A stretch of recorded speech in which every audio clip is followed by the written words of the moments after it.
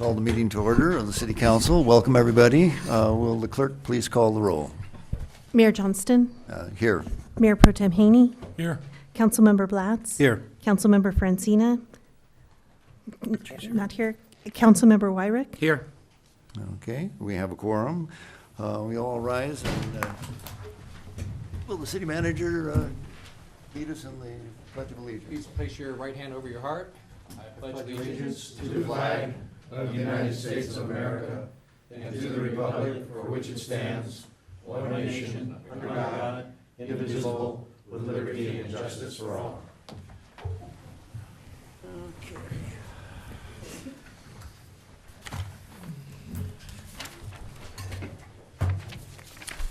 The first order of business is the approval of the agenda.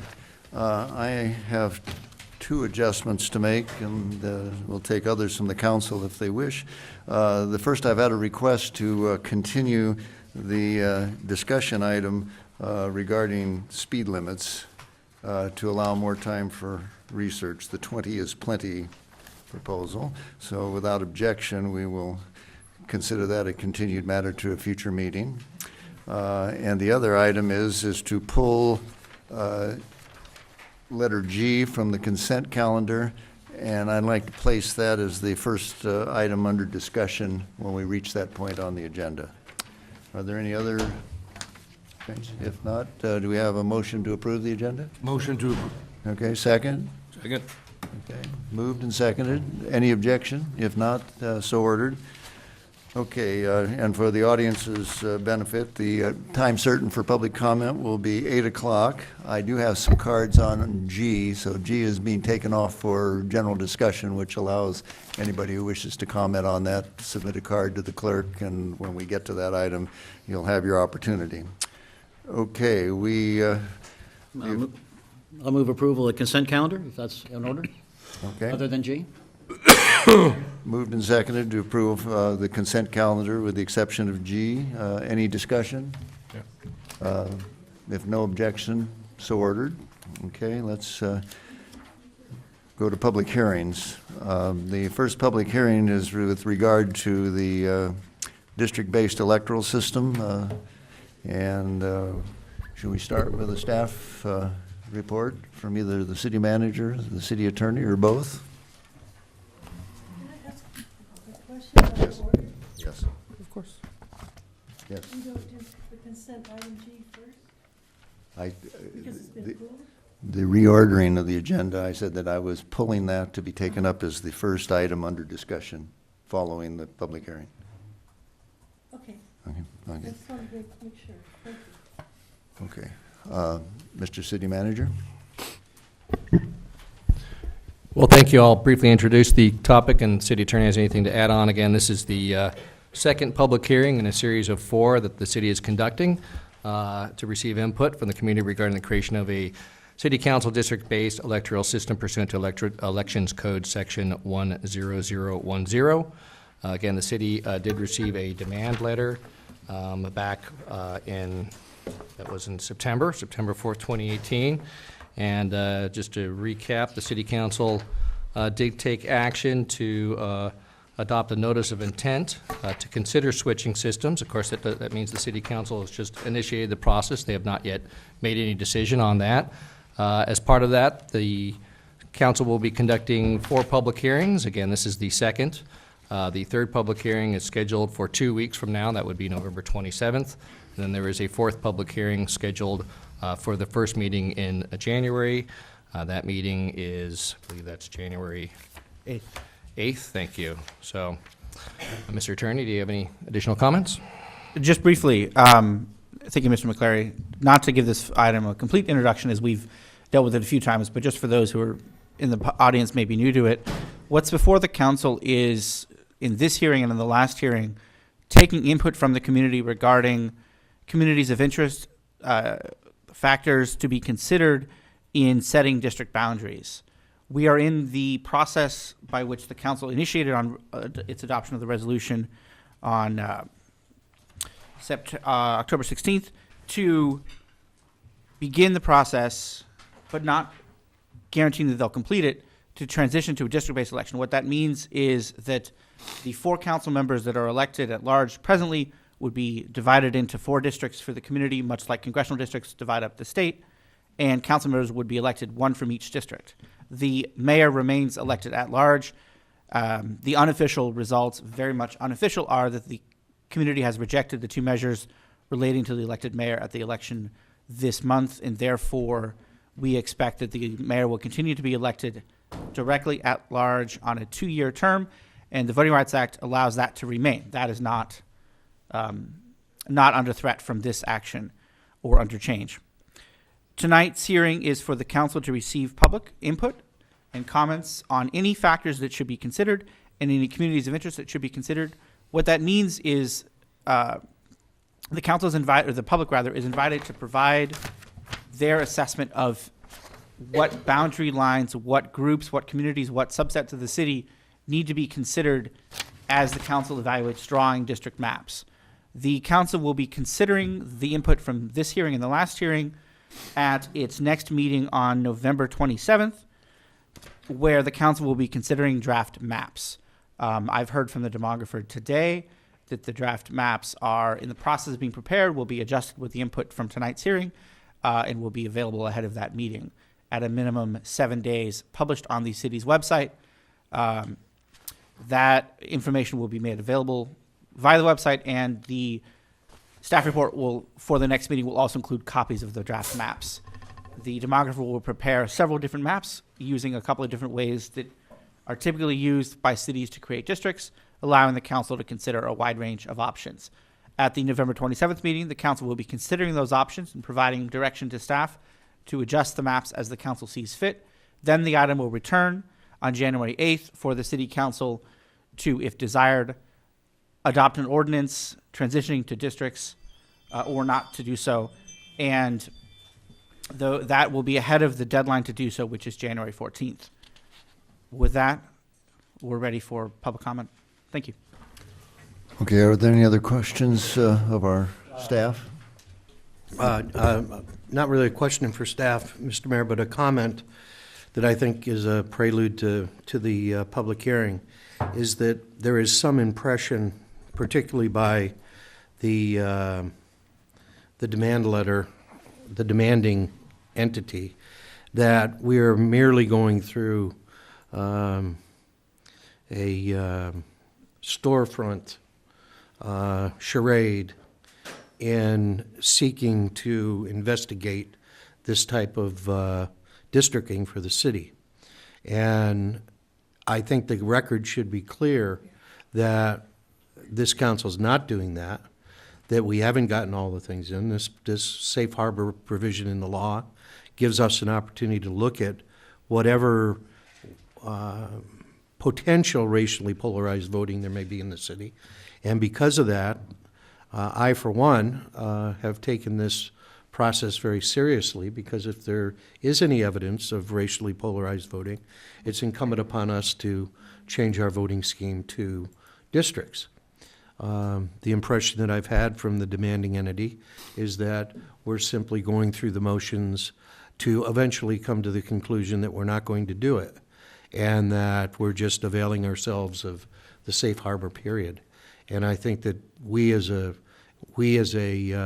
council, specifically speaking through the mayor, I think should make it very clear that that's not what we're doing. We really are seriously looking at whether or not we have a problem with polarized voting in our city. Are there other? I want to follow up with that, because one of my major concerns is that the information that we have available to us, in terms of specifically the point you raised, in terms of racially polarized voting, whether it's going on or not, is very limited to date. I'm not talking about conclusions. I'm talking about just the raw analytical data. We don't have an analysis of 2014. We obviously don't have an analysis yet of 2018. We basically have two data points. Personally, I've requested I want to look into the details of that data. So the whole thing is there evidence of it? The evidence is let's just say at most, incomplete in terms of even doing the analysis. And this is something I'm very concerned about, where if we're supposed to be seriously considering this, and yet we're sort of feeling like we have to move forward in the face of incomplete analysis, it's a real serious concern for me. I agree. Other comments? Just one thing, Mayor, this policy and the safe harbor provision allows us as a community to actually interact with one another and talk and actually look at, do we believe as a community we are this or we are not that? And you need that time and you need community involvement and input before you can make those decisions. And furthermore, on this mapping, I think that when we bring that back to council, for the third time, I'm not sure we need to do it in a council session. I think we need to do it in a public forum where the community has more access and we have more time to actually discuss this.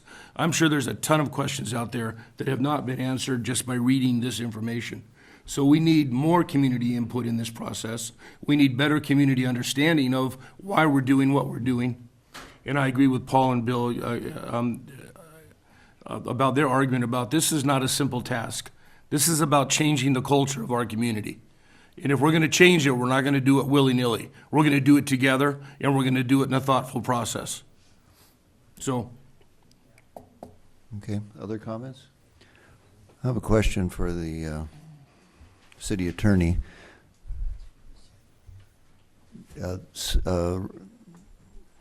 What they call it, racial or what, bias or polarization, that's not a requirement for this to be approved or disapproved, is it?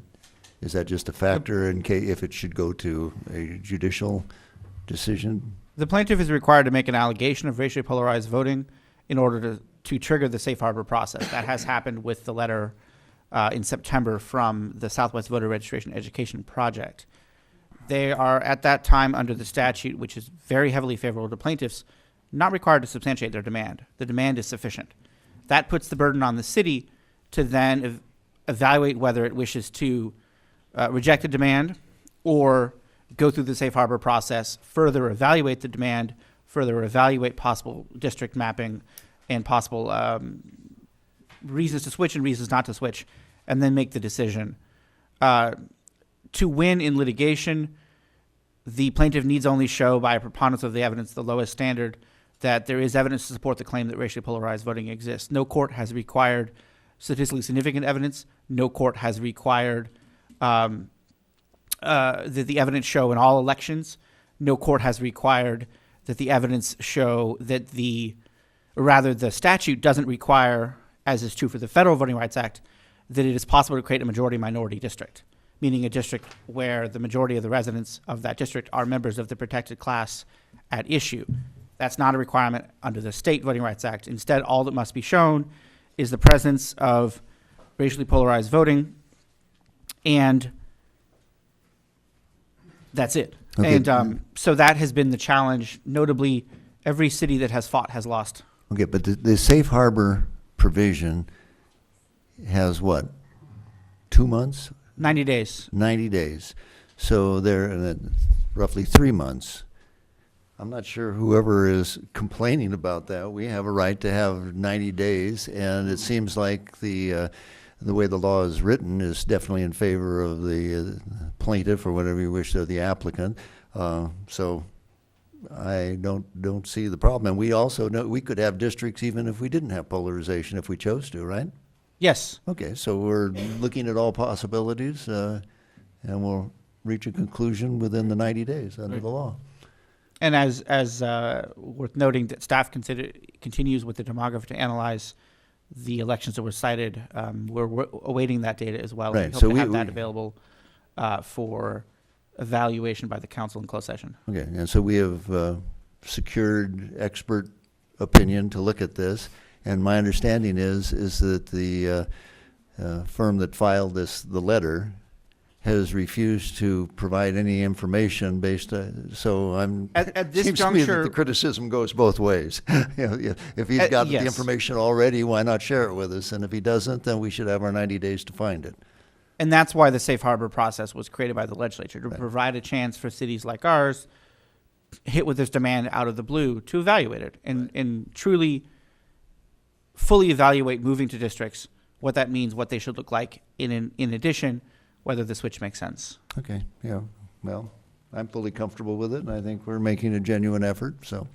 Okay, as part of that genuine effort, we open the hearing, or is this a continued hearing? I'm not, Matt, is this the same hearing from the last time, or is this a second? No, each is a new hearing. Okay, each is a new, okay, so I will open the hearing. Do we have any cards to?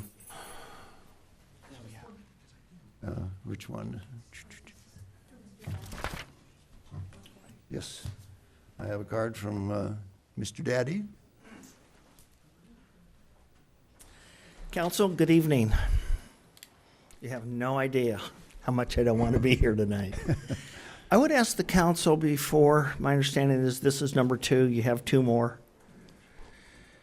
What I would urge you to do is please get the information from the demographer and not hold any more meetings until you have analysis of the election, what we need to do, the demographer, what the proposed division would be. So we're sitting here going, okay, all this is cool, what's proposed?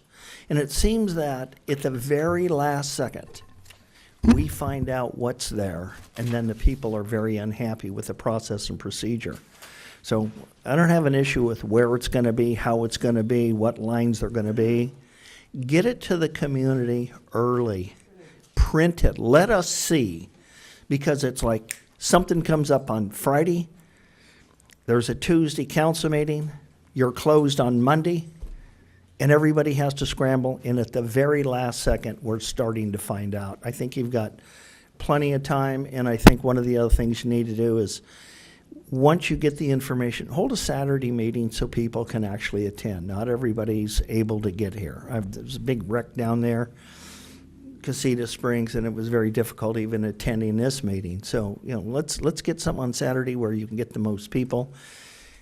Get the thing announced out there so we can get the most participation, because this is something that I don't really think the majority of people think is a problem. It may be.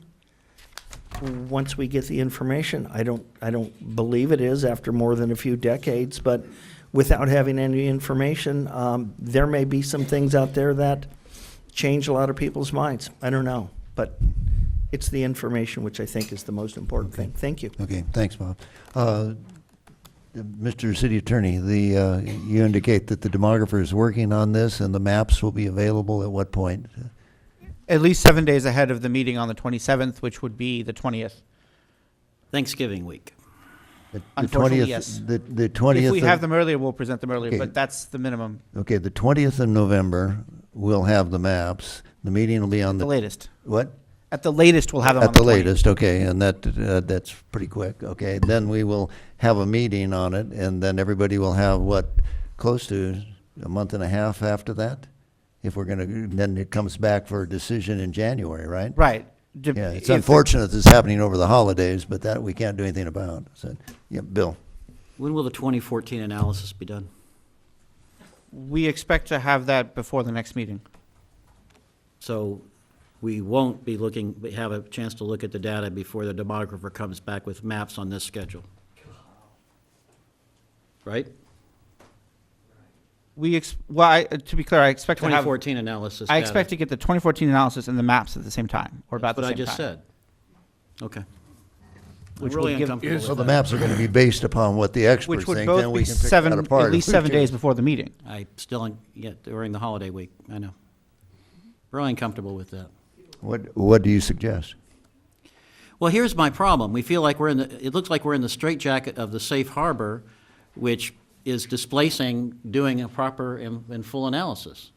Well, the whole thing starts out with a state law that deprived us of a lot of choice. What do you suggest So we do? that's what I'm really struggling with is, all right, we're so wanting to stay in the safe harbor, so we're, gonna push this without having all the information we need to fully analyze it before we recommend a next step. I'm just uncomfortable with that. I don't know what to do about it, but Well, yeah, I'm uncomfortable with that. no, well, I'm uncomfortable with it too. I second your motion, but I don't know what to do about it.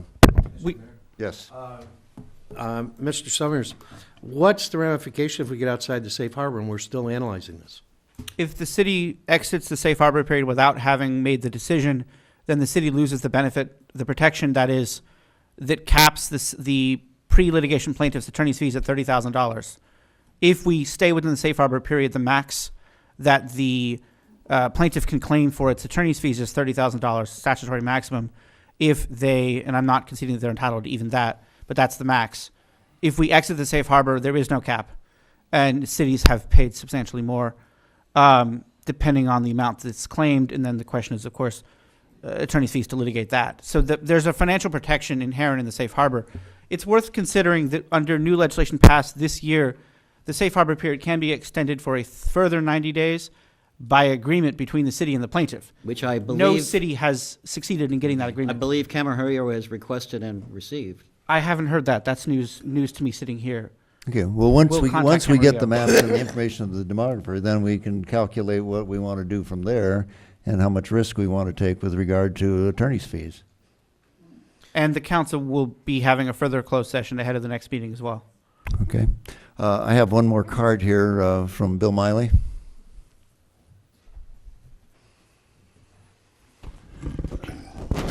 My name is Bill Miley. For the record, I've lived here a long time. It seems to me that we're really between a rock and a hard place here. That if we decide that we are fairly treating people of Latino background, the law firms that are working with the Southwest Voters Education Project can take us to court and say that they don't like what we've done and we'll have to defend ourselves. And based on the experience that I know in California, lots of cities have gone to court and have cost them millions of dollars. So I think we're in really trouble. I don't think we should go ahead and try to defend ourselves in court. I think we have to work with Annabeth Jackson and get the legislature to give us relief. Thanks. Thank you, Bill. Okay, are there any other, I don't have any other cards. Steve? Mr. Quillisi. Sorry, I didn't, Steve Quillisi, I live on West Eucalyptus in the city. My understanding of the safe harbor provisions is they only apply if by the end of 90 days the council votes for district-type seats, right? So it's not just that you have to go through this process, you have to opt for district-by-district elections, or you're still going to wind up defending yourself in court. Is that correct? That is correct. That's Okay, thank you. Right. Hopefully in that period of time, we will have enough information to make an informed decision as to whether or not that makes any sense. No pun intended. Okay. I guess I have all the comments. I will close the hearing. And with the hearing closed, Mr. City Attorney, now do we just wait for the time elapsed and the maps and data to come in? Is that the next step, or is there any discussion to be held? Or If the council has further questions, we're happy to answer them. I don't think there's a need for further council action or direction at this time, I'm sorry. but I defer to the council. okay, we've got two hands here. Randy. Excuse me. So,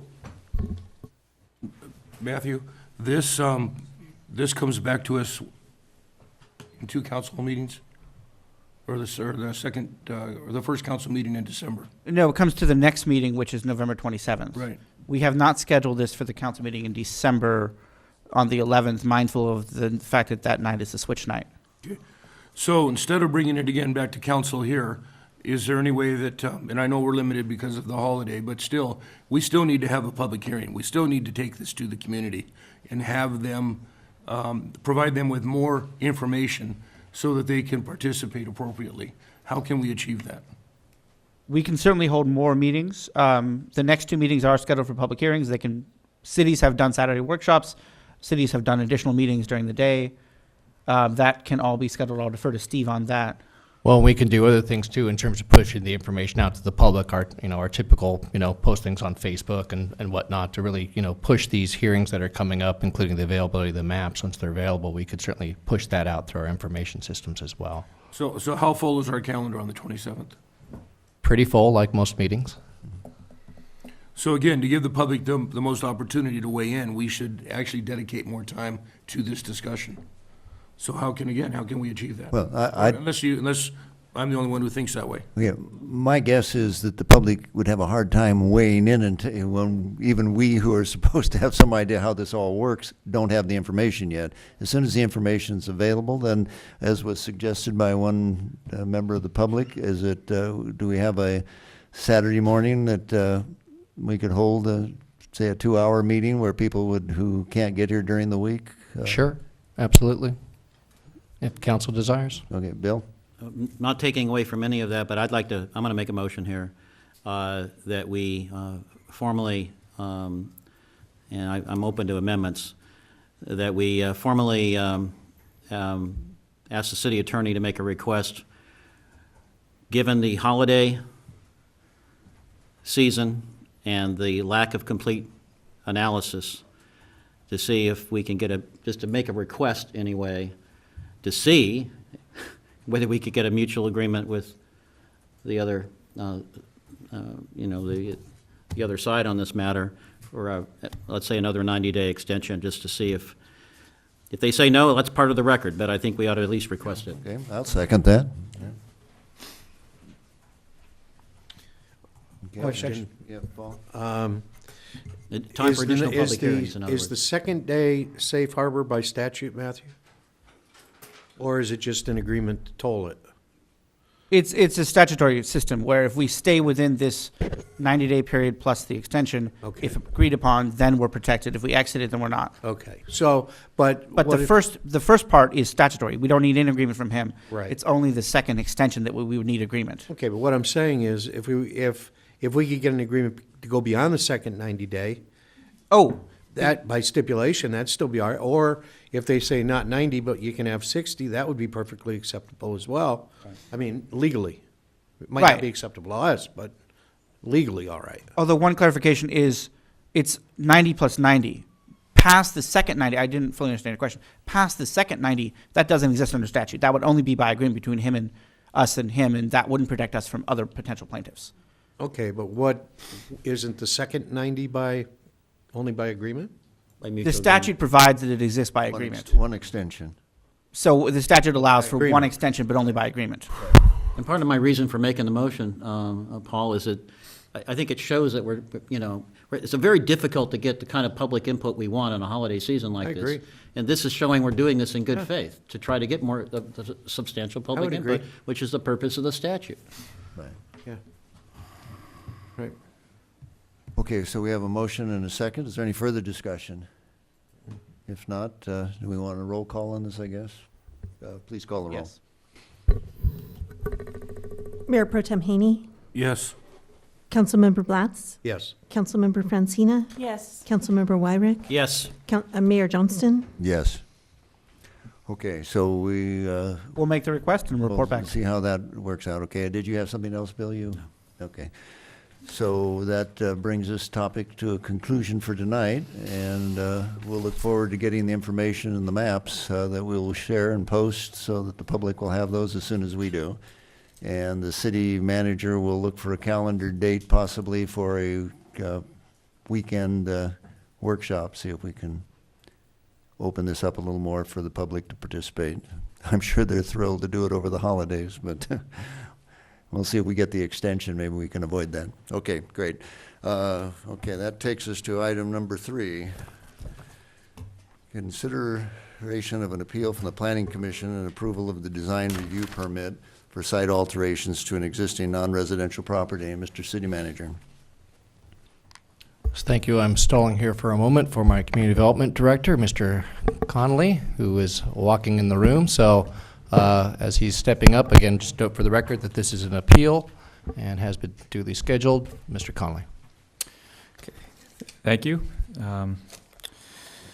Mr. Mayor, members of the City Council, as the City Manager just said, this item is an appeal of a recent Planning Commission decision on a design review permit, application number 18-009 for the property in the northeast corner of Aliso and Kenyatta Streets. The address is 214 West Aliso Street. The site has been vacant for several years. It's developed with a two-story building. I understand it was originally developed as a convent, which is kind of interesting. This application was originally submitted on August 7th as a director's exemption. Director's exemption is an application that does not require a public hearing and is used typically for site improvements, architectural changes to buildings. The site had two recent ones in 2017 and earlier in 2018 as well, when it was vacant, for similar changes to the parking lot and work on stucco walls and some other parking changes. The application that came in on August 7th, there were some concerns raised that this was an exemption, but should probably be going to a planning commission meeting. So a design review permit application was submitted in lieu of the exemption, so a public hearing could be held. The application was looking again to replace and to extend a stucco wall, would have replaced two sections of wrought iron that exist and extend a stucco wall adjacent to the entry drive. Also, some parking reconfiguration that was mostly being driven by relocation of an American with Disability Act parking space to be relocated on the site, and also to realign an ADA path from that parking space to the main entry of the building. So those were really the substantive pieces of this design review permit. And again, that would be focused on physical changes to the site. That application came in late August. The item went before the Planning Commission on September 19 and October 3, pardon me. On October 3, the design review permit application was approved. And I think as the staff report indicates, and probably a lot of the discussion tonight is, while this is a design review permit, which is really focusing on physical changes, the big question has really been one of use. So the applicant property owner, which I'm sure you'll be hearing from them tonight, had mentioned that their intent was to use this as a community center because, as I said, the building's vacant, and it's my understanding it's been vacant for several years. So the use as a community center in the zoning district, PL, which is public, quasi-public, so typically like libraries, government buildings, things like that. Community centers would be a typical use in that district. That use does not require a conditional use permit. So we had a design review permit application, yet use was really the driving factor in the discussion before the Planning Commission. So the question largely then becomes, is the use that was proposed, which there's a description in Exhibit 5 in your packet, that was a letter submitted by the applicant dated September 25, are the activities described on their uses that would fit within the definition of community center in the city of Ojai, which is a fairly brief definition. It's on page 3-3 of your staff report, third paragraph down.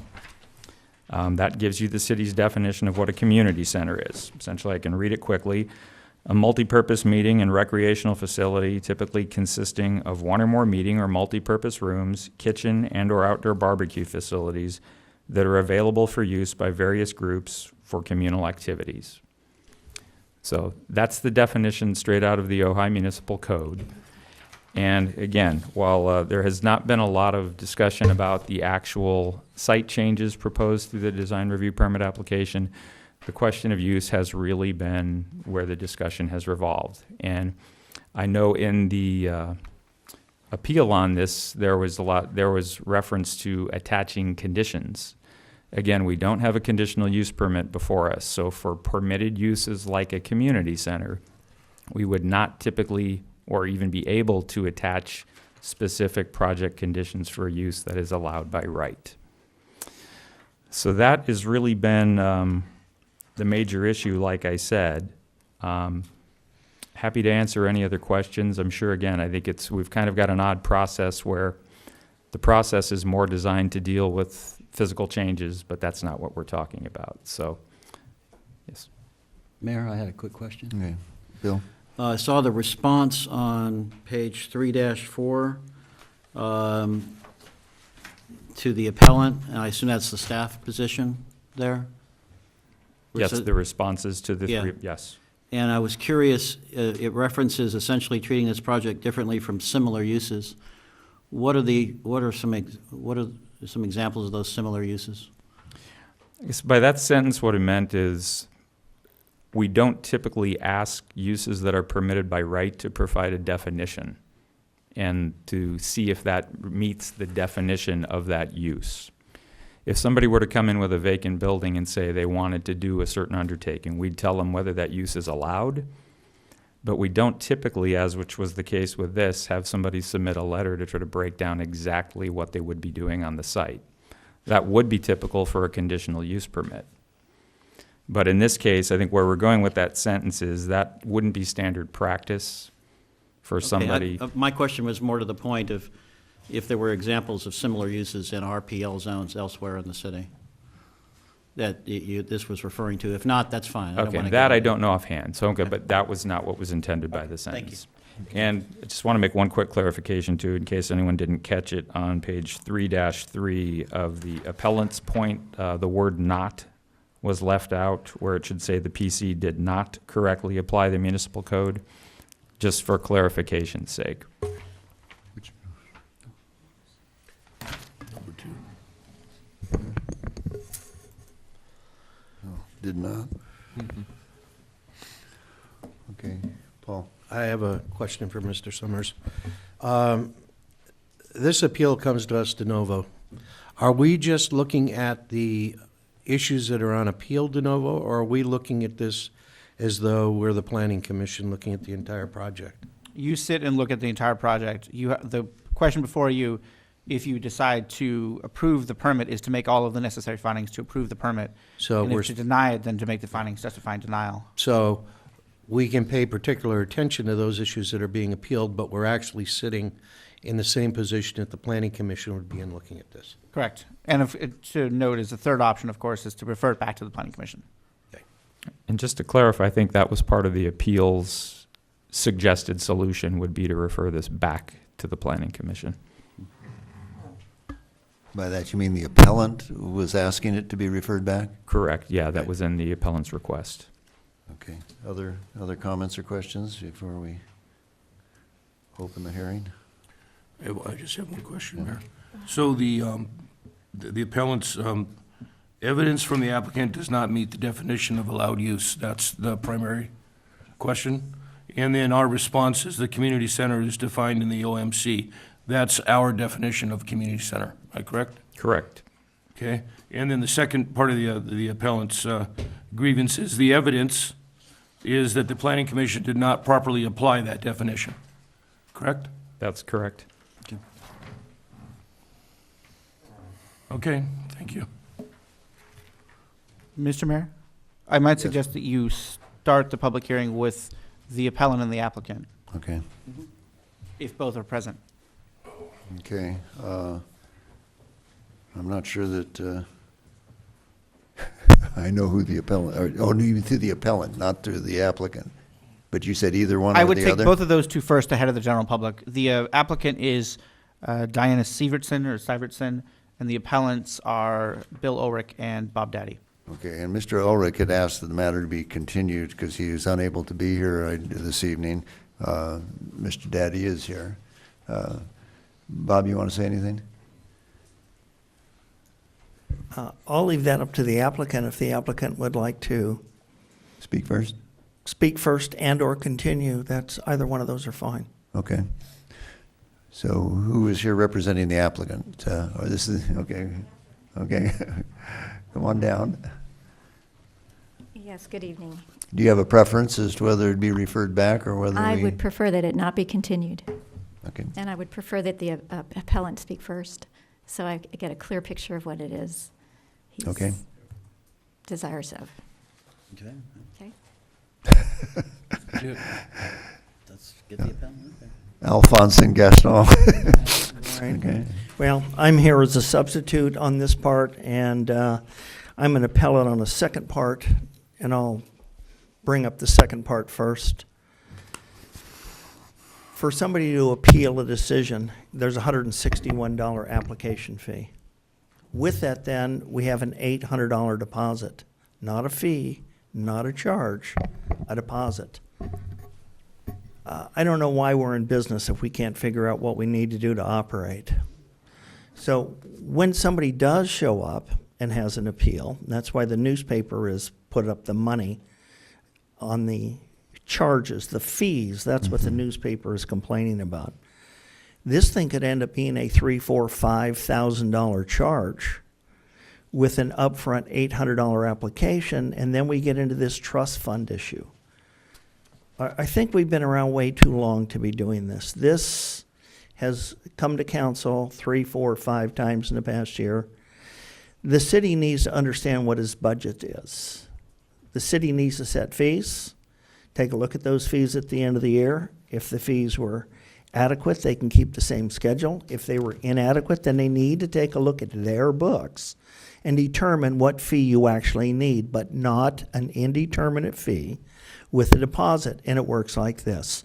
It's a crapshoot for any applicant in this community if they get a real crackerjack consultant that knows what they're doing, can whip through this thing, get it done in an hour or two. They have very little money.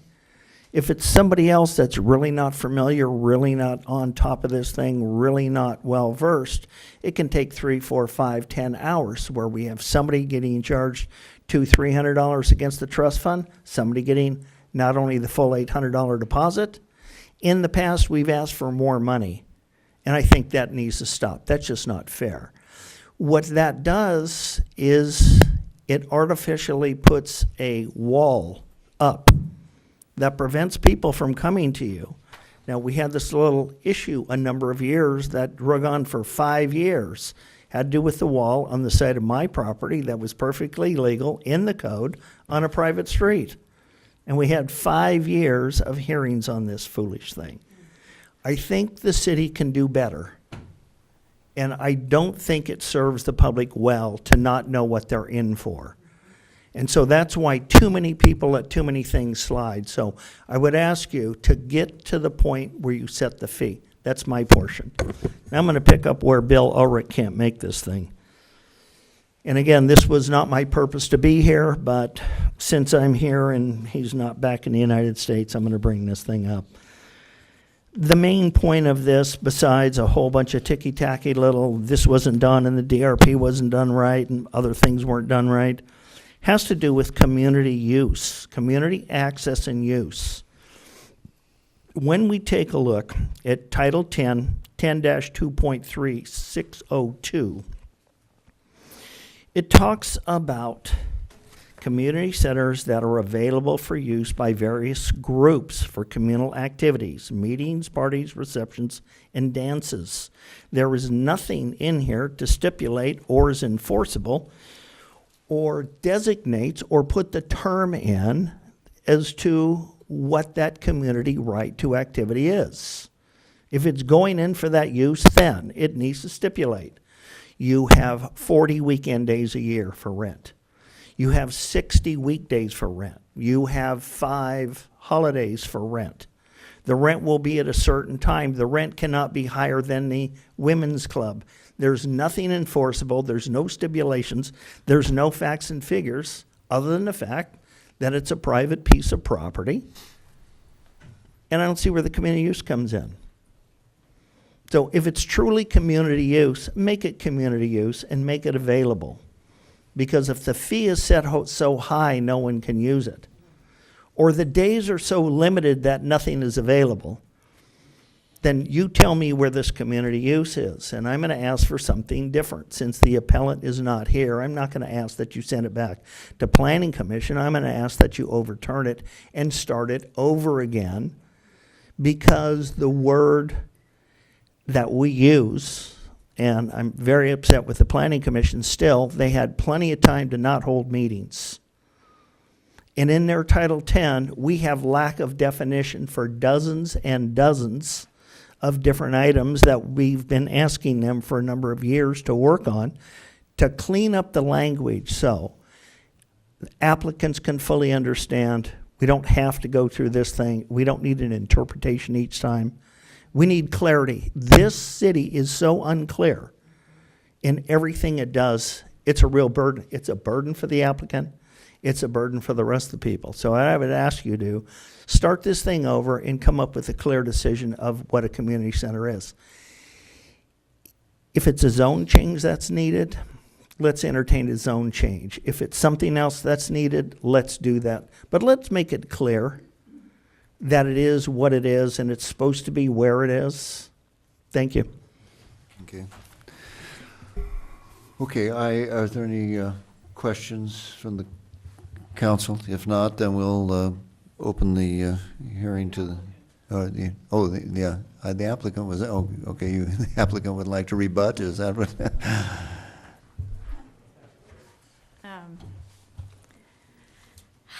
Well, good evening. It's lovely to be here and speak on behalf of the project that I dearly love. I'm Diana Sievertson, and I do own the property at 214 West Aliso. And until I heard what was spoken tonight, I didn't really know what the appeal was about, particularly. I bought the property 5 years ago from a couple, and they had it as a conscious learning center.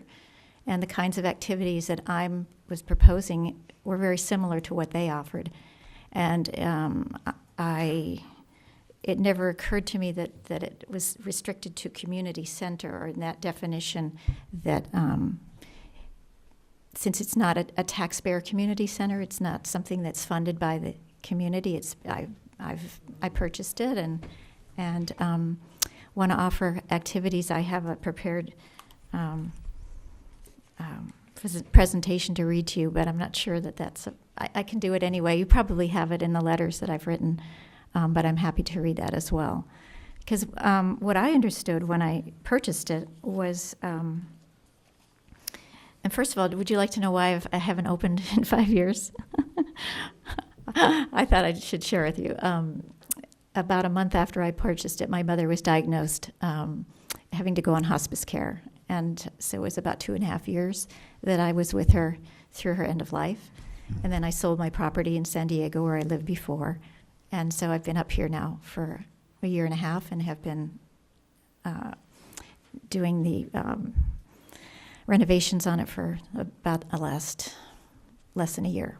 So, and as I said, I bought it from this couple, and they had it at this wonderful center for relationship courses and different things that I'd heard about. So I thought, that's right up my alley. That's what I want to do. And I was given this code, the table 2.6, section 10.2.303, and I know I'm zone PL, and it allows for a religious facility, schools, public and private, a library, a museum, as well as community center and caretaker and employee quarters. Those were all within what I thought within the permitted requirements that I understood to be true. So I would like to read, just because you may not have read what's in there, what I was proposing for the center, if I may. Mm-hmm. Okay. What I'm intending to bring to the Ojai community is a center that will allow us to pause, reflect, restore balance within ourselves, and create perspective and understanding for what's happening all around us. Just this last week, our neighbors to the south and to the north and across the United States and globally have experienced shocking events. And these happenings affect all of us and our sense of well-being. The center would offer gatherings and activities like meditation to quiet our minds, or body awareness classes to relieve our tension, Byron Katie's facilitations to help undo stressful beliefs we have, education for healthy eating and lifestyle, inspirational movies, improv classes to remind us of our own resiliency and our connection with each other, music performances for uplifting us. Sorry. art exhibits to renew our imagination and provide hope. So it's like a place to restore, renew, laugh, grow, and connect.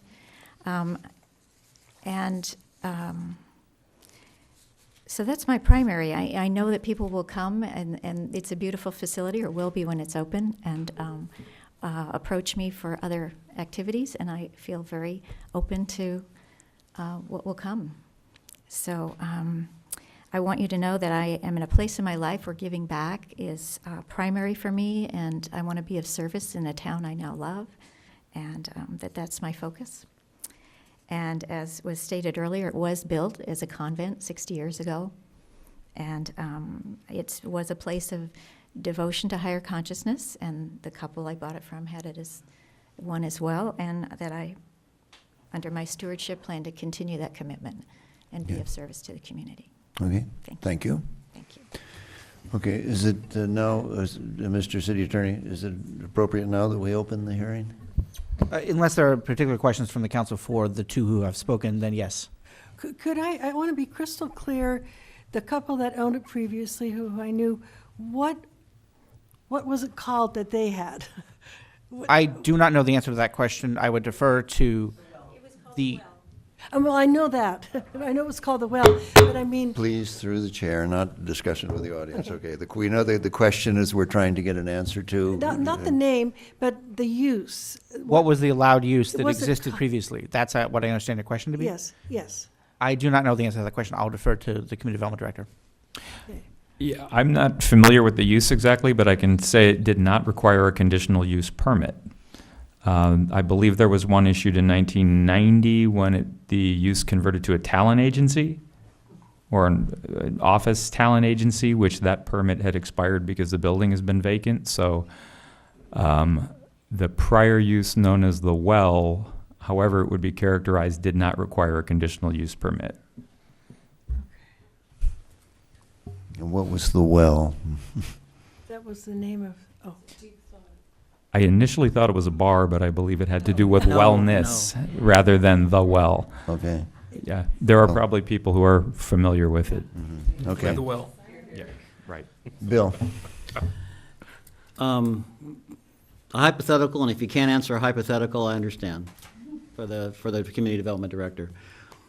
If this was a piece of ground where someone was coming with this development plan to build something to do what's being described, what would be your recommendation for, and we had to choose a zoning for that, what would it be your recommendation for how it should be zoned? So the hypothetical, this is an undeveloped piece of property? Right. For the activity as described by the applicant. So if this were, and the zoning is in play, there's nothing locked Right, in. it's You up to could- us, let's say let's say we're annexing a piece of ground from outside the city, we have to choose a zoning for it. You would probably have several options here in Ojai. One, the general plan land use diagram for this site is general commercial, which means right now the zoning and the general plan are not consistent with each other. Right. I don't know if that's a mapping error or what.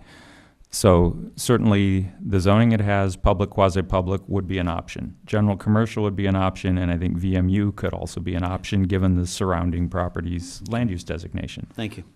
Okay. Okay, I think we've got unless there's a really burning question, I think we should go to the public and then bring it back for deliberation. Okay, so the hearing is open, and I have a card here. Steve Quillisi.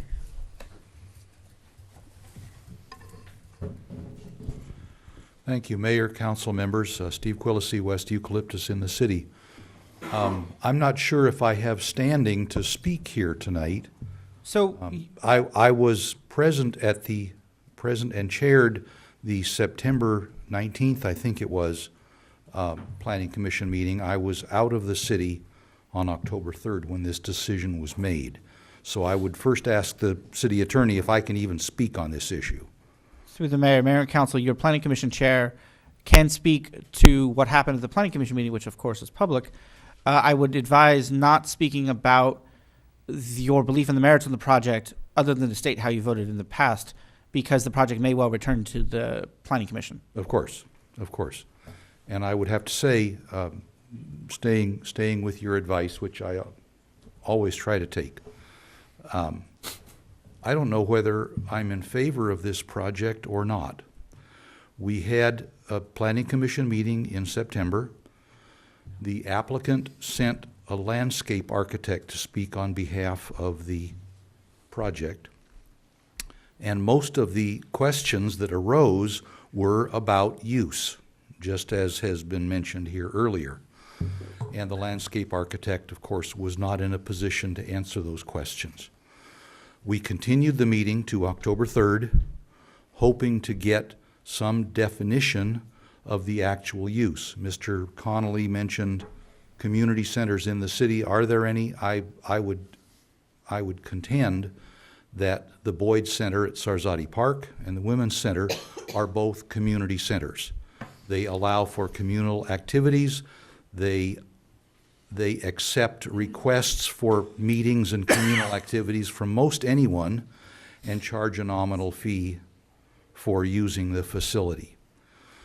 The applicant, I've watched the October 3rd meeting, and the applicant came back, and in response to most of the questions that I recall from the commissioners, the answers were either, I don't know, or I hadn't really thought about that.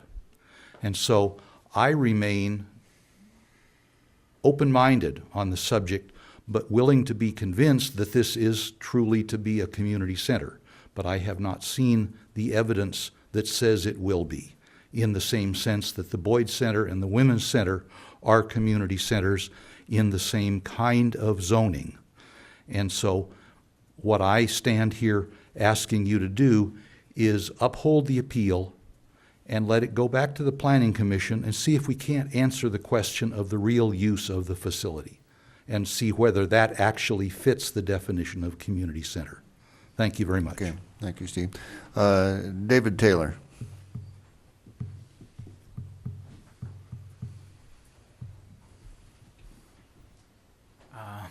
Good evening, council members. Thank you for allowing me to speak on behalf of Diana. I have a couple of words from other community members that I've been asked to read here tonight. So I'm going to start with some words by Kim Maxwell, who cannot be here with us tonight. Dearest Ojai City Council members, I'm sorry I can't be here in person with you tonight. I'm just down the road a piece working with my fabulously brilliant and unruly teen class. We all send our respects. I met Diana Sievertson 4 years ago when she first purchased her lease of property from my friends, the Exxons. I remember hearing that she wouldn't be able to put the property to immediate use because she was going to see her mother through her end of life. I thought then and now, how kind. I hope we get to be friends when she returns. And she has returned, and we are indeed friends, and she is indeed kind and funny and honest and smart. Turns out a couple of years later, she is the exact kind of neighbor I hope to always live beside. Turns out she is the exact kind of mission-aligned, community-oriented business owner I hope to always be in partnership with. Turns out she is the exact kind of friend that I hope to share this tiny town with for the rest of my life. If you have any questions, feel free to call me or stop by the studio at any time. Thank you for the privilege of recommending my friend, neighbor, and fellow townie, Diana Sievertson. She is a gem. Gratefully yours, Kim Maxwell. I have one more piece I'd like to read from Kathy Jean Norman. Dear City Council members, I'm sorry I can't be here with you in person. I'm traveling in Europe on my honeymoon. My name is Kathy Jean Norman. I am a senior minister of Unity Church of Ventura. I have also been a resident of Ojai since 2004. Diana Sievertson is a longtime family friend, and she also attends my church. There are some things I would like each of you to know about Diana. First, she is brilliant. Do not underestimate the great value that she would be bringing to Ojai. Over the years, I have known her to attract amazing people in her life and her career, and she would do the same for our fine community. Another thing I want you to know about Diana, she is a woman of integrity. Working with her on a spiritual level, I have witnessed her as being a person who is totally honest with herself and strives to do excellent work on every occasion. Diana's project will play an important role in bringing a strong sense of community together and enhancing the well-being of Ojai. I wholeheartedly support Diana and her project. Sincerely, Kathy Jean Norman. And if I may add a few words myself, I've only been a resident here in Ojai for the last 2.5 years. I've loved being here. I met Diana very early on when I first moved here. I'm the general manager over at Food Harmonics in the arcade. I am also an improvisational acting teacher that is very much looking forward to potentially working out of Diana's center. I have searched this community for a place to do my work. The place that I ultimately found that was reasonable, that was supporting of the work in which I do, the only place in town that I could go and pay what they were asking me to pay and still make some money for my work was the Art Center. When I left to return to New York with my wife when her father fell ill and we saw him through the end of his life, the Art Center had another person come in who wanted to do some of the similar work that I do. When I came back, I honored their policy that they only have one teacher teaching improvisational acting at a time, and I lost my ability to teach out of that space. In the 1.5 years since, I have not been able to find a space that I could work out of and that would be charging a reasonable rent. Some of the places that were mentioned before, I went to those places. I did not find the fees to be nominal at all, at least in regards to being able to have a supportive community and make some money providing the art that I provide. Okay. So I would very much like to urge you to consider what Diana is offering as an alternative to some of the places that we do have in town. Okay, thank you. For local artists. Thank you. Okay, Byron Katie.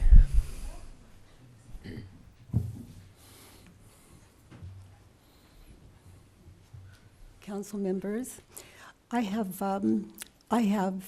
here this evening because I have known Diana for almost 30 years. I was friends of hers and her husband before his death, and I have witnessed Diana, someone used the term brilliance, and I use the term goodness, and she is brilliant, and she is a contribution to any community. I know Diana to only do good. That's what she does in her life. That's the value of her life. She's very clear about that. She's a contributor. And anyone in trouble, even a community, she'd be one of the first people to jump in and help and support. I don't know her any other way. Diana and the center. I know it's her heart's desire because she sees that as a direct contribution and something beautiful that she can gift. And it's not this, how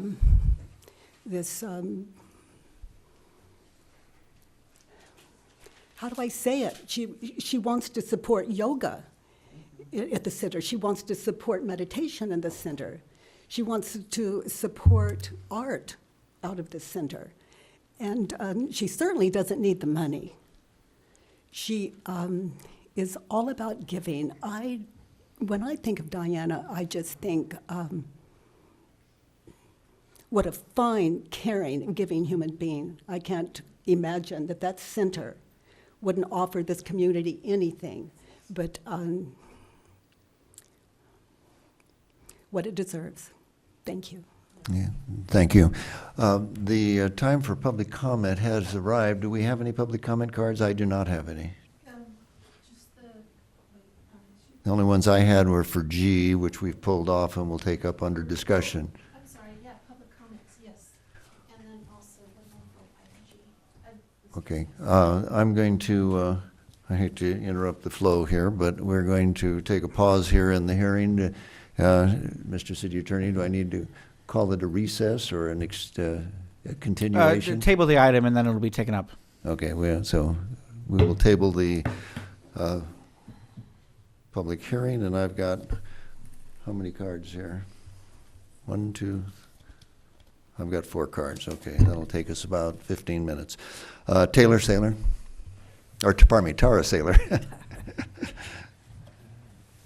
Hello, council members. Tonight I introduce myself as the new project manager for the demo garden here behind City Hall. I want to thank you all for giving me this opportunity and giving the Green Coalition your trust. I wanted to give you all a copy of the workshops we are announcing. Every first weekend of the month, we will be hosting new workshops out of the garden, which will not only be about learning, but also designing and building together. Through a collaborative learning and design approach, this workshop series will act as our facilitator for the revitalization of the Ojai Community Demonstration Garden. Working together, we will develop a comprehensive strategic plan to revitalize and repurpose the garden as a dynamic, water-wise educational park and green space. So thank you, and please come join us. Thanks, Tara. Okay, next, Christine Golden.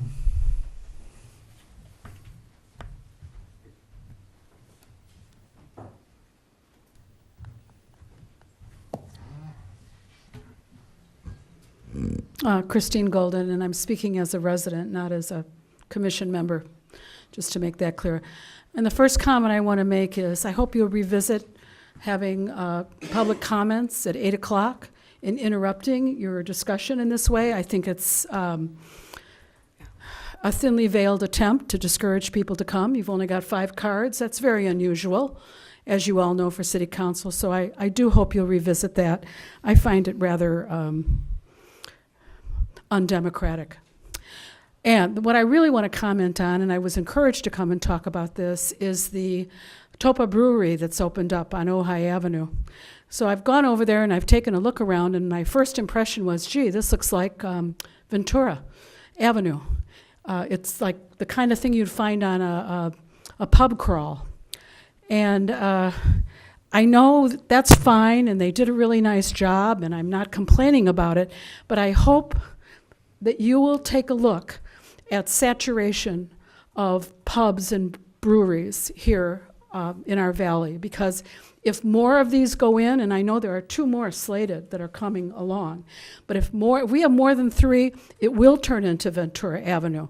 And it's the kind of thing that you were just discussing that this wonderful young woman is doing over on Aliso that make Ojai Ojai. That's who we are. We're a community of yoga studios and meditation practices and spirituality.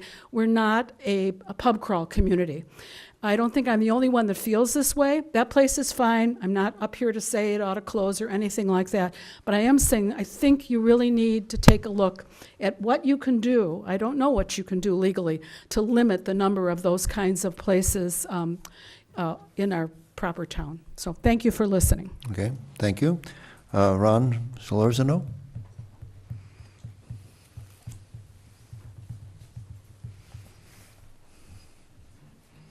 All right. Thank you, members of council. I am Ron Solorzano. I am the regional librarian for the Ojai Valley. I just wanted to give you all a really quick update as to what the library has going on in the month of November and early December. So as far as November goes, right now we have a certified life coach and published author named Kamala Nellin, who is visiting our library once a week, 10 a.m. to noon on Saturdays, to lead a practice group that teaches an introduction to nonviolent communication. Nonviolent communication begins with the assumption that we are all compassionate by nature and that violent strategies are learned behaviors that are taught and supported by our culture. So Ms. Nellin seeks to counter these behaviors through her instruction, and this instruction will continue weekly through December 1st. The next event we have slated is going to be happening on Saturday, December 8th, and that is when Assistant Professor of Art Marianne McGrath is going to visit the library at 1 p.m. To deliver a presentation titled Touching Dirt, Humankind's Historical Dependence on the Ceramic Medium. Ceramics have played a vital role in human development for thousands of years, aiding us in unexpected areas such as agriculture, medicine, and even space exploration. Morris comes to us from CSU Channel Islands and is the final speaker in this season's Channel Islands Library Lecture Series.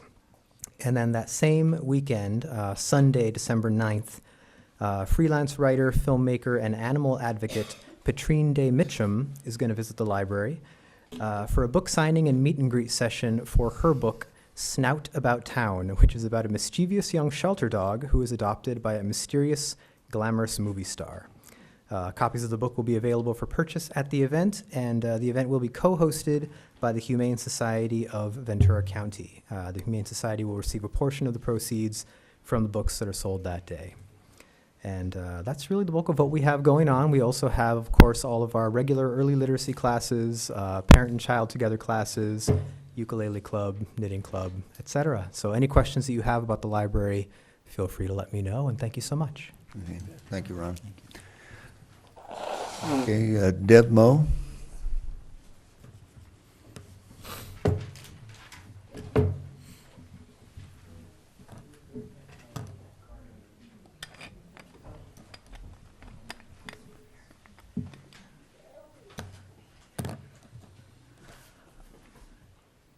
Good evening, everybody. Hope all is well.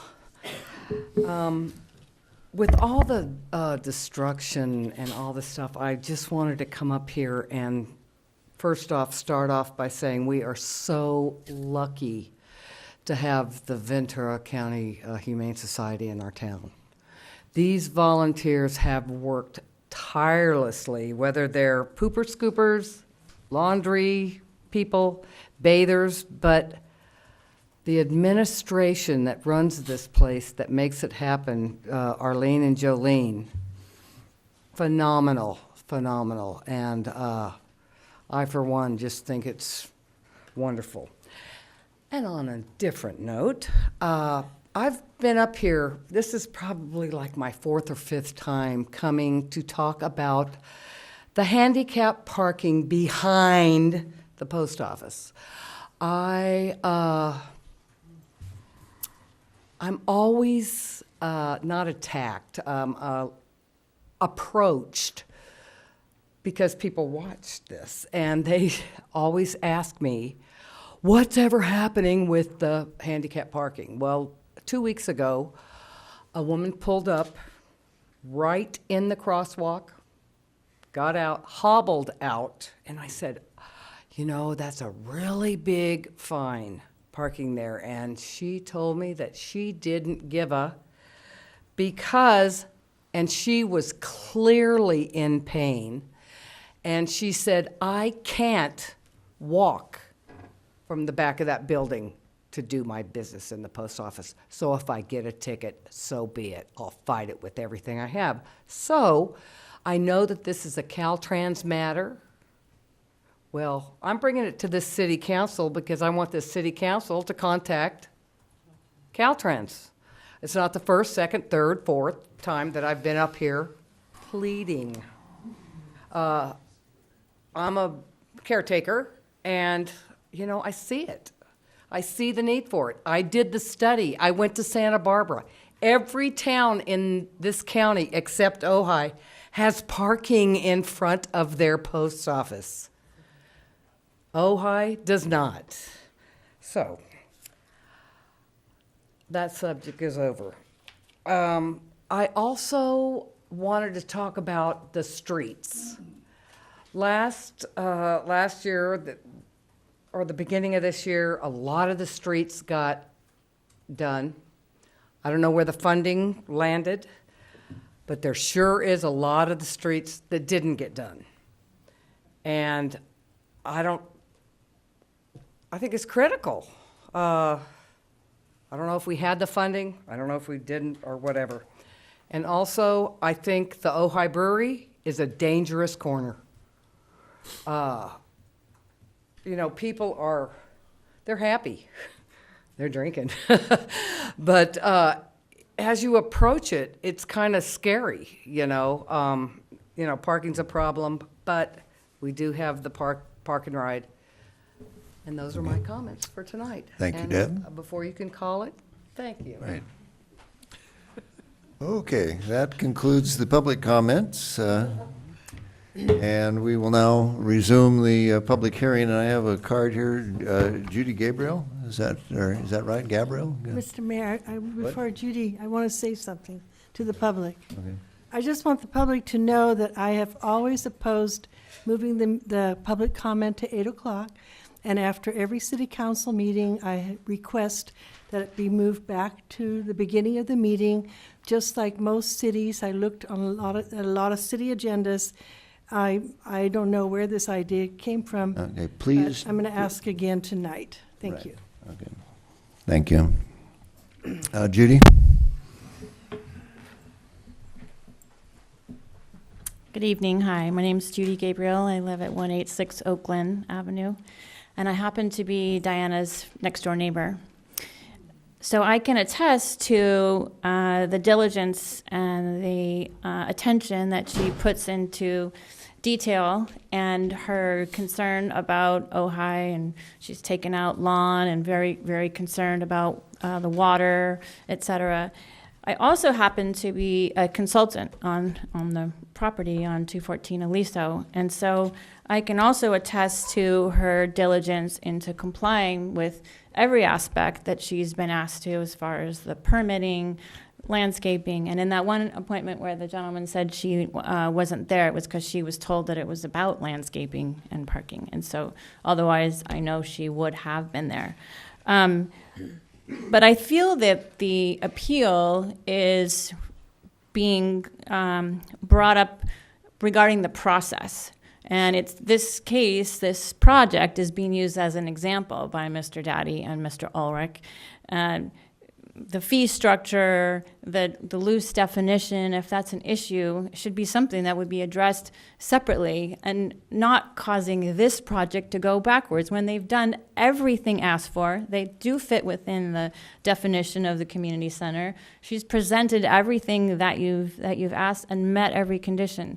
So it may be that his or that Bill's and Bob's suggestions for the changes regarding your definition and fees and the process are accurate, but this isn't the process of how to change it, and this project should not be dragged through and sent back when they've done everything to meet your requests. So I would suggest that the appeal be refused and that the plan go forward. Thank you. Fine. Thank you. Okay, I think that's all the cards. Did I miss any? If not, then we will call the hearing to a close, and the council will then deliberate. So, okay, I see a hand down here. A familiar hand. Hello, Bill. Well, I'm one of I 5 know. people. I hope you're familiar with me by now. That's right, yeah. First amongst 5. Well, I think the last, I think Judy actually pretty much nailed what the issue is here. The issue is the process, which is not the fault of the applicant. You know, one of the hard things about dealing with land entitlements, but that's what this is that you're supposed to evaluate them irrespective, separate from the exemplary qualities in this case of the applicant and what their exemplary intents are, because you're talking about something that runs with the land and not with the owner. Bill, under deliberation, you want to share it with us rather than Okay. And so challenging what the I'm audience. trying to say here is that I think the point is that one of the problems is I think that staff tried to, from the beginning, and the Planning Commission, frankly, got sidetracked from the core issue here, which is what the zoning ought to be and how to be fair about that with the applicant. You know, I'll read a sentence here. That the PL zoning district is applied to areas of the city appropriate for public facilities, and gives examples. None of that's the fault of the applicant. We heard testimony from the community development director. We have an inconsistency in our code. What I'm going to state is what I would I personally, after I listened to all of this and considered all of this, and in terms of the integrity of our zoning process, what I would like to see, but I don't know if it's possible. What I'd like to see is for this applicant to be able to continue with their project, but that we put in a process, maybe has to go back to Planning Commission without holding up their project, that we look at a rezoning for VMU, and under the circumstances, because it's surrounded by VMU now, and it fits in my mind with VMU precisely, and we waive the fees for the applicant to go through the process of getting this thing zoned as it should be for what I'm hearing about the use. That doesn't put a penalty on the applicant, but it does keep the it restores consistency and maintains the integrity of the PL zone without having to try to stretch it, because no matter what the good intentions and the exemplary plan that this applicant has, we're setting an example. We set a precedent every time we come and make these decisions. We have other land in the city that's zone PL that's going to be sensitive to be looking at. And so the outcome that I would like to see, if it's possible to do it, maybe the city attorney could weigh in, is whether we have the authority to allow this applicant to continue their project while the city goes through a rezoning process for VMU for them without it being a financial burden on the applicant. I think the property owner within the building codes can proceed with what they're doing there, but the usage issue is a separate one that we need to get resolved. Paul? I mean, the way that this came before us as an appeal, we either have to deny the appeal or accept the appeal. What you're suggesting does neither. I just don't know. I gave you well, my preferred outcome, and I haven't heard from the city attorney. I'm confused at the appeal by the newspaper. How do you appeal? I mean, how do you appeal fees on the appeal that's before us? That's not a valid appeal. No. Right. So that appeal that Mr. Daddy's brought forward is not a valid appeal.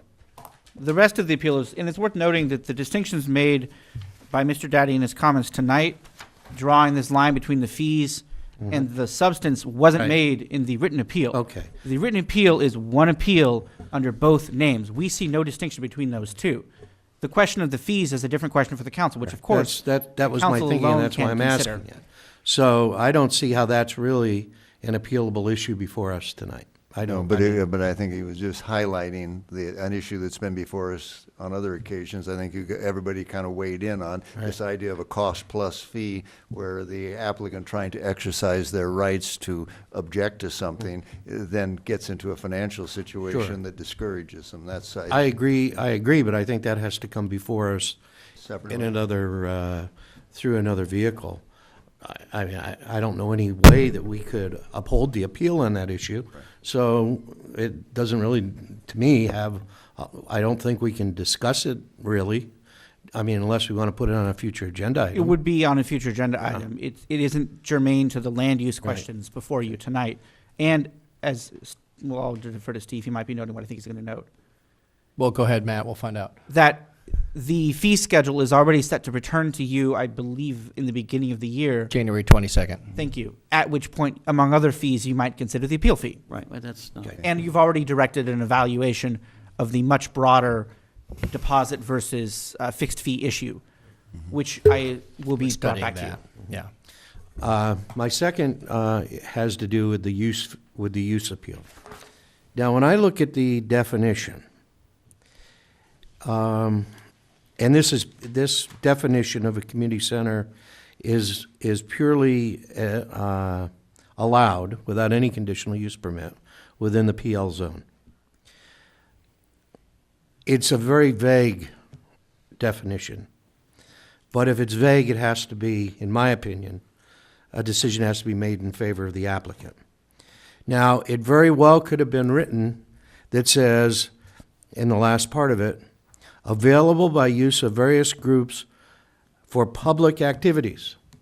But it doesn't say public activities. It says communal activities. Well, communal means people getting together to have an activity. Community center in of itself sounds like it has some public purpose, but the definition doesn't use the word public in it whatsoever. So I don't know how we can construe that we have to insist that this applicant have set times for public use, setting fees for public use, so many dates set aside for public use, because that's clearly not in the definition of what it's been characterized as. Getting back to what Bill said, if a community center is allowed in a PL zone, then it's allowed in a PL zone. It may also be allowed, and I mean, I guess you'd change the definition of what it is, but I don't know what you'd change it to make it a VMU zone. But that's really not before us tonight either. No, it isn't. That's why I just But if we stated think what you know, if we call it if we want to call it something different than a community center, we can't do that ex post facto. No. We can change the zone and then say this is a non-conforming use perhaps. But what's before us tonight is to decide whether the use that's being brought before us tonight fits the definition of a community center, right, and therefore is allowed in the PL zone. And what I'm struggling with the permission of the mayor to ask the follow-up question of the council person, is, Blatz, is we should be able to, it's a problem not with anything the application has done, but in our code, that we're struggling with, well, then what is the distinction between PL and commercial, or PL and VMU? Do we have a clear distinction? Apparently, we put our finger on the fact that we don't have a clear distinction, and we probably should. So that sounds like an issue for the Planning Commission to take up. Yeah. But I also think that if, for some reason, the city in the future wanted to change this to VMU, it would be incumbent upon us to take that task. I agree. Not any applicant. No, I agree. I just didn't want it. If that's the preferred outcome, to get consistency between our general plan and our code, I don't want that to be. Wouldn't want that to be an application, a burden on the applicant in any way. Yeah. You see, I hope I'm making clear where I'm coming from here on this. Clear. Because we have some big acreages of PL zone that are coming up for changed use in our future. And we should have a clear understanding of that, what's allowed in those PL zones and when is it going to trigger to have to be rezoned, because that's ultimately something that could affect the character of our community. And I don't disagree with that. You know, I have nothing further, Mr. Mayor. Okay. Other comments? Could I ask a question? Sure. Mayor? Are we allowed, irrespective of what we decide on this appeal, to have other motions with respect to referring things to the Planning Commission for, land use zoning issue consideration, basically by direction from council, or that would be a future agenda item? It'd have to be future agenda items. Okay, thank you. And to answer your earlier question, it is possible to approve the proposed use under the current PL zoning. In fact, the applicant's entitled to a decision under the current zoning. No, I understand.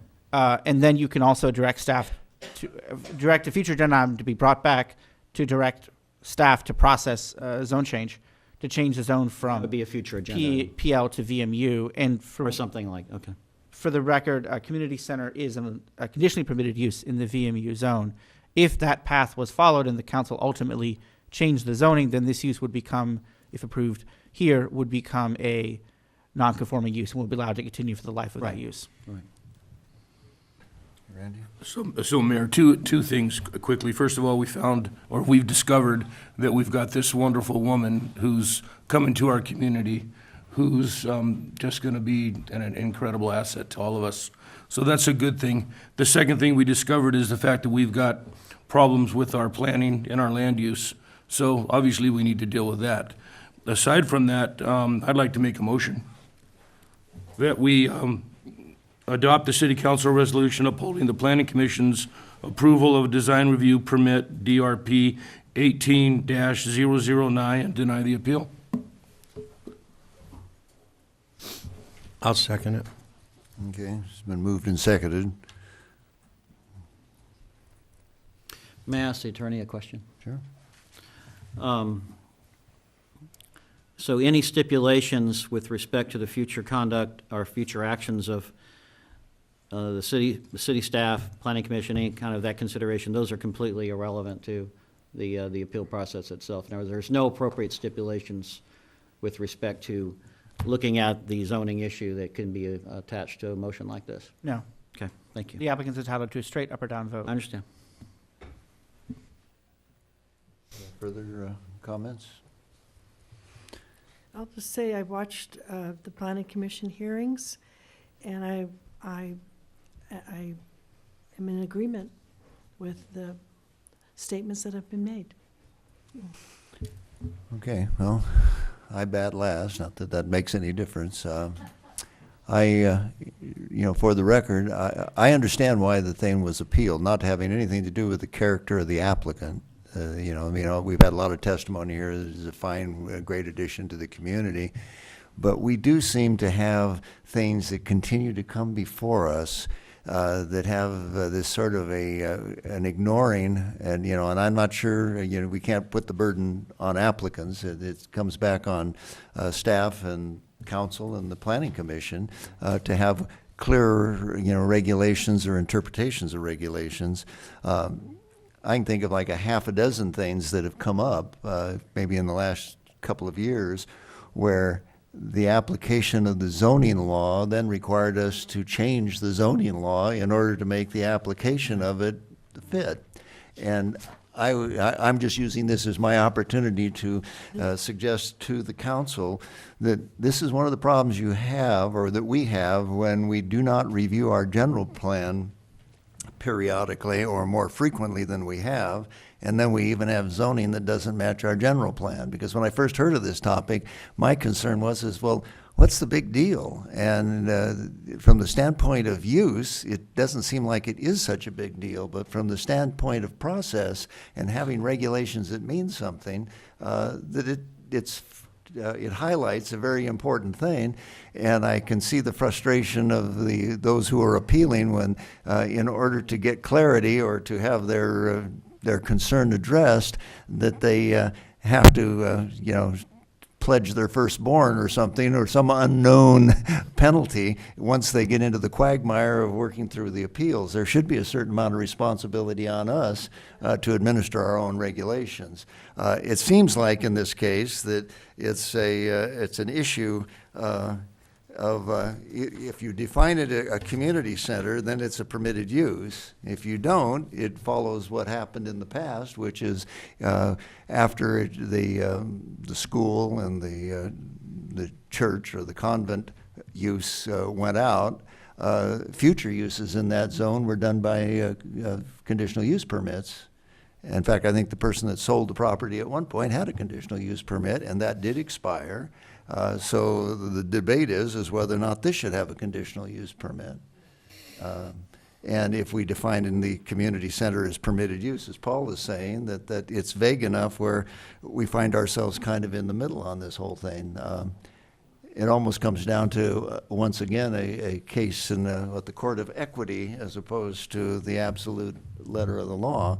But the one part of it that is, I think, is overdue for being addressed is this whole question of what does a citizen do who's not the applicant when it comes to appealing things that are confused like this. It doesn't seem like that should be the financial burden of the individual citizen any more than it should be the financial burden of the individual applicant. So we're not really ruling on that part tonight, but that one should not get lost, as has been emphasized. So we have a motion that is saying that they want to deny this on the basis that they consider this the decision of the Planning Commission. This is a permitted use, the definition of a community center. I guess the misgiving I have on this, it's unfortunate, is that community centers usually have some kind of a community around the center, whether it be a public community or a private community. In homeowners associations, they do have community centers within planned developments, and they're all private. In this case, it's more like a quasi-business without any kind of guarantee that the general public will be involved, but the law doesn't require that. So, okay, those are my remarks on the subject. Is there anything else before we go to a vote? Yeah. Ojai is a community, as I think I hear out there, and that is the whole point of I think the appeal, is that it's not really, there's no protection for that. I assume by the testimony that the character is such that that people will honor the community. But anyway, under deliberation, I think we're done. Yeah. Councilmember Blatz? Yes. Councilmember Francina? Yes. Mayor Pro Tem Haney? Yes. Mayor Johnston, No. Councilmember Wyrick. No. Okay, motion passes. May I attempt another motion? On Having to do with the appeal. Same topic? Yes. Yeah, okay. Bill? And the city attorney can rule me out of order. I'd like to move that we limit the fees charged to the appellate to the base fee for appeal. Okay, I would second that. That is not within the scope of the agenda item. Okay, It could, of course, be added to future agenda items. got it. I figured you'd tell me if I couldn't. I would, Okay, I well, would if be in it's out of favor of order, I adding think- it. I think I'd the be in plan- favor of adding it. Yeah, I think that's a decision that the staff could make on the basis of the efforts that have been made and the cost to anybody. We're happy Okay. to make that decision. Okay. I view the whole exercise as a public Okay, service. frankly. action of the planning Understood. commission is affirmed. Go in peace. Yeah, that's Okay.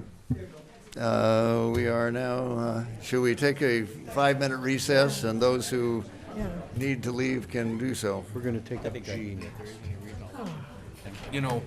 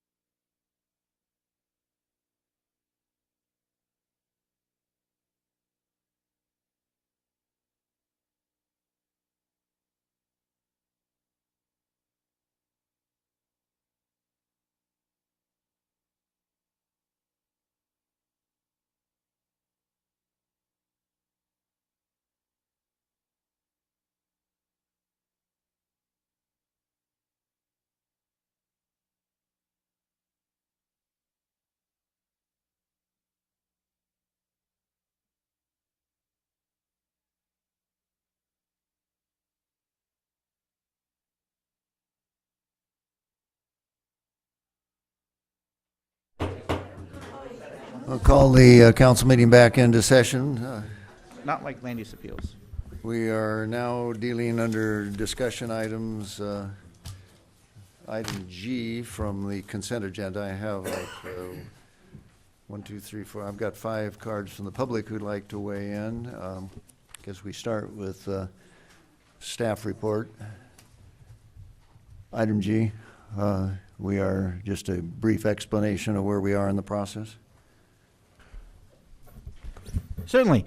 What's before you is consideration of adoption of an ordinance amending Chapter 26 of Title 4 regarding cannabis to license and regulate cannabis manufacturing and micro businesses.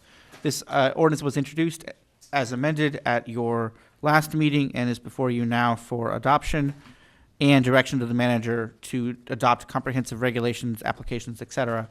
The ordinance is the same as was introduced previously, with the changes to incorporate the council's direction that the ordinance would allow up to three licenses for cannabis micro businesses allowed to do distribution, manufacturing, and retail alone, not cultivation, but only if the micro business licenses go to to an entity that holds an existing city dispensary license, and then further to allow up to 2 separate licenses for pure manufacturing. And that those pure manufacturing licenses could allow any of the 4 state licensed types of manufacturing, meaning type 7 allowing the use of volatile solvents, type 6 allowing the use of other non-volatile solvents like butter, type N for food infusions, and type P for packaging, with associated rules and regulations. Thank you. Okay. Can I ask the city attorney a question, please? Yeah, Bill. Yeah. I also noticed in the staff recommendation, there's also recommended regulations. Yes. Indicate staff recommends the city manager be directed to, if the ordinance is adopted, adopt that list of regulations. Correct. That's also in the That's staff part of the report. recommendation. And in the list of possible regulations, is one of the things that could be considered that I didn't see listed, anything about the majority ownership by organizations or person domiciled in Ventura County. Is that legal? That would be consistent with the prior action we've taken on, the council took on dispensaries, which I believe is a 5-year requirement for residency within Ventura County. What I'm trying to say is, And I could be didn't see added. that in the list. The same regulation could be put on the list, right? Yes. Okay, thank you. Yes, yeah, let's do that. Other questions, Paul? Just one question, Mr. Summers. If there's any changes to the ordinance as it's been written, it's back here tonight for adoption. If there's any changes anybody wants to make, what's the process for doing that? It's by motion and then it has to come back again? Right, it would be direction to return for reintroduction and then readoption. Okay. The reason for that is the government code provisions that require that an ordinance only be adopted at a regular meeting at least 5 days after introduction and without changes between introduction and adoption, except for minor clerical changes. That would not apply to a recommended regulation. Regulations are separate, correct? Okay, thank Because the regulations, there the council is not adopting the regulations, you're providing direction to the manager to go draft and adopt. Again. Did you have? No. Okay. Go ahead, Paul. No, you go ahead. I just, on your, on our, excuse me, the type P license for packaging and labeling only, would the person who's getting a type 7 and a type 6 need that license too? It would depend on the type of operations they have, but as I recall, the state regulations, the types are inclusive, kind of a Russian doll. Type P is the lowest manufacturing license. Type N allows both infusions and packaging, and NP. Type 6 allows manufacturing using non-volatile solvents, including infusions and packaging, and then Type 7 allows all of it. So it's each stack up. Okay. Okay. We will go to comments then. I have a card from Mr. Bill Miley. Bill, are you ready? Come on down. Okay, and with Chris Hilger on deck.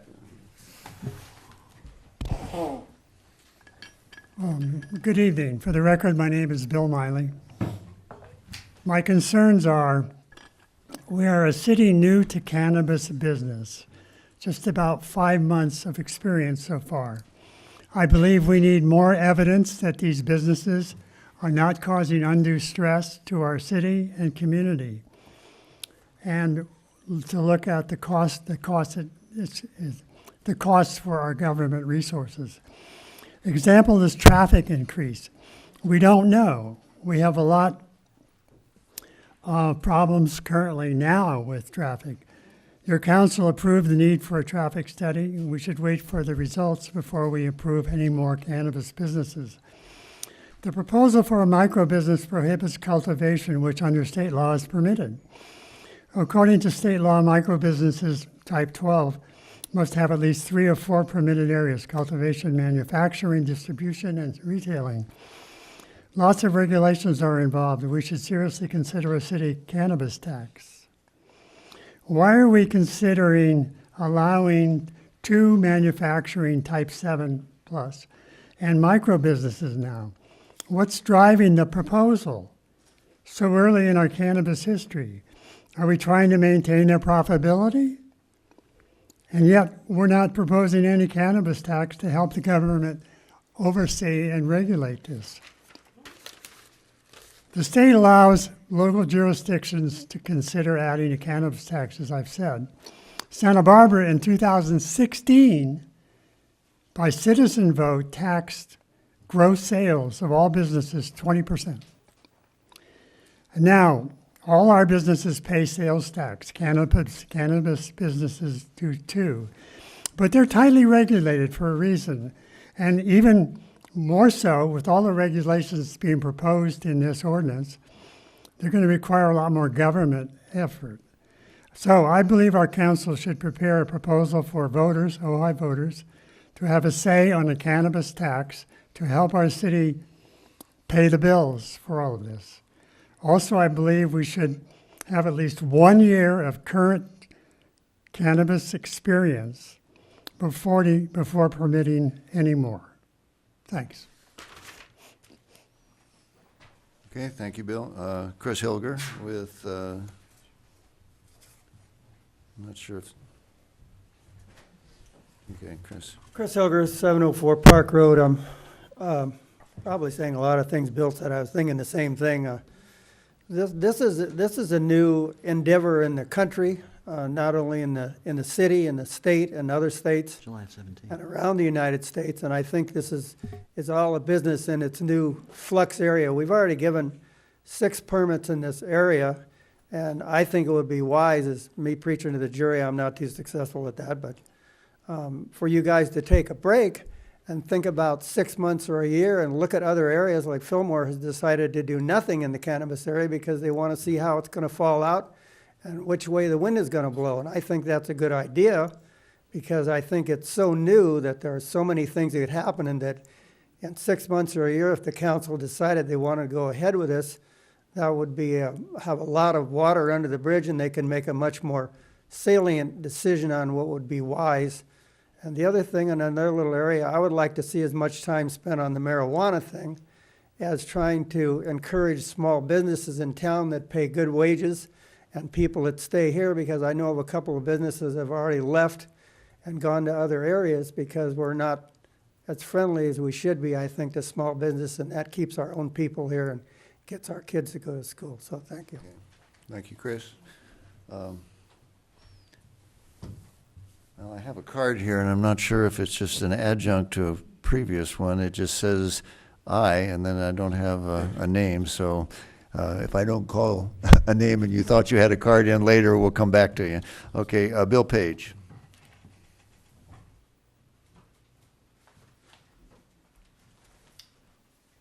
Good evening. My name's Bill Page. I live here in the Ojai Valley, and I'm here to speak on the cannabis manufacturing ordinance.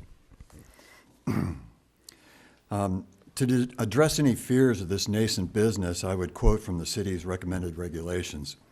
Each building with a manufacturing area shall be equipped with an operational negative pressure, high efficiency particulate air filter, system to prevent noticeable odors from infiltrating any nearby businesses, residences, or public areas, or from being noticeable outside the business. Each building with a manufacturing area shall also be equipped with flammable gas detection devices, automatic fire suppression systems. With regard to zoning, cannabis manufacturing is in the M1 and MPD zones.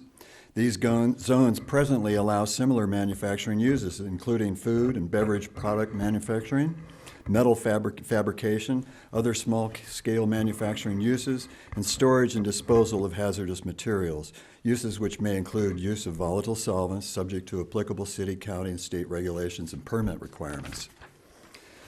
And lastly, with regard to other cities, Type 7 manufacturing with volatile solvents is okay in Port Hueneme. It's okay in Santa Barbara, San Luis Obispo counties, Lompoc, Santa Barbara, and unincorporated San Luis Obispo County. They all allow cannabis manufacturing. Statewide, approximately 45 cities have licensed cannabis manufacturing. And that's all I have. Thank you. Thank you. Mr. Mayor, may I ask the speaker a question? Yes, you may. Okay. How much traffic do you think your business will generate? We will have a transportation service dropping off product and picking up product that could be as recent as often as maybe twice a week, but it could be just one time a week. There's hardly any traffic at all. We have no business, no public coming to our place at all, just a few employees parking, and that's it. Okay, thank you. Okay. Bob Daddy?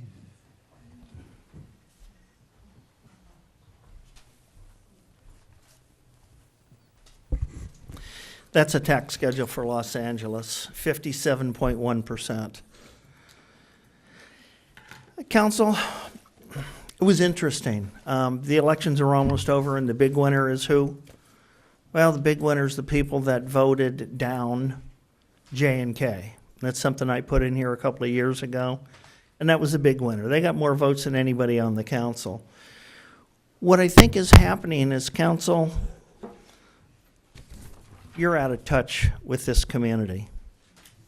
Ojai wants to be green. It's about free-range chickens. It's about doing things that are pure and good. It is not about bringing in cannabis that has toxins, pesticides, heavy metals that need to be blasted out and manufactured. You can do that in Barstow. You can do that anywhere.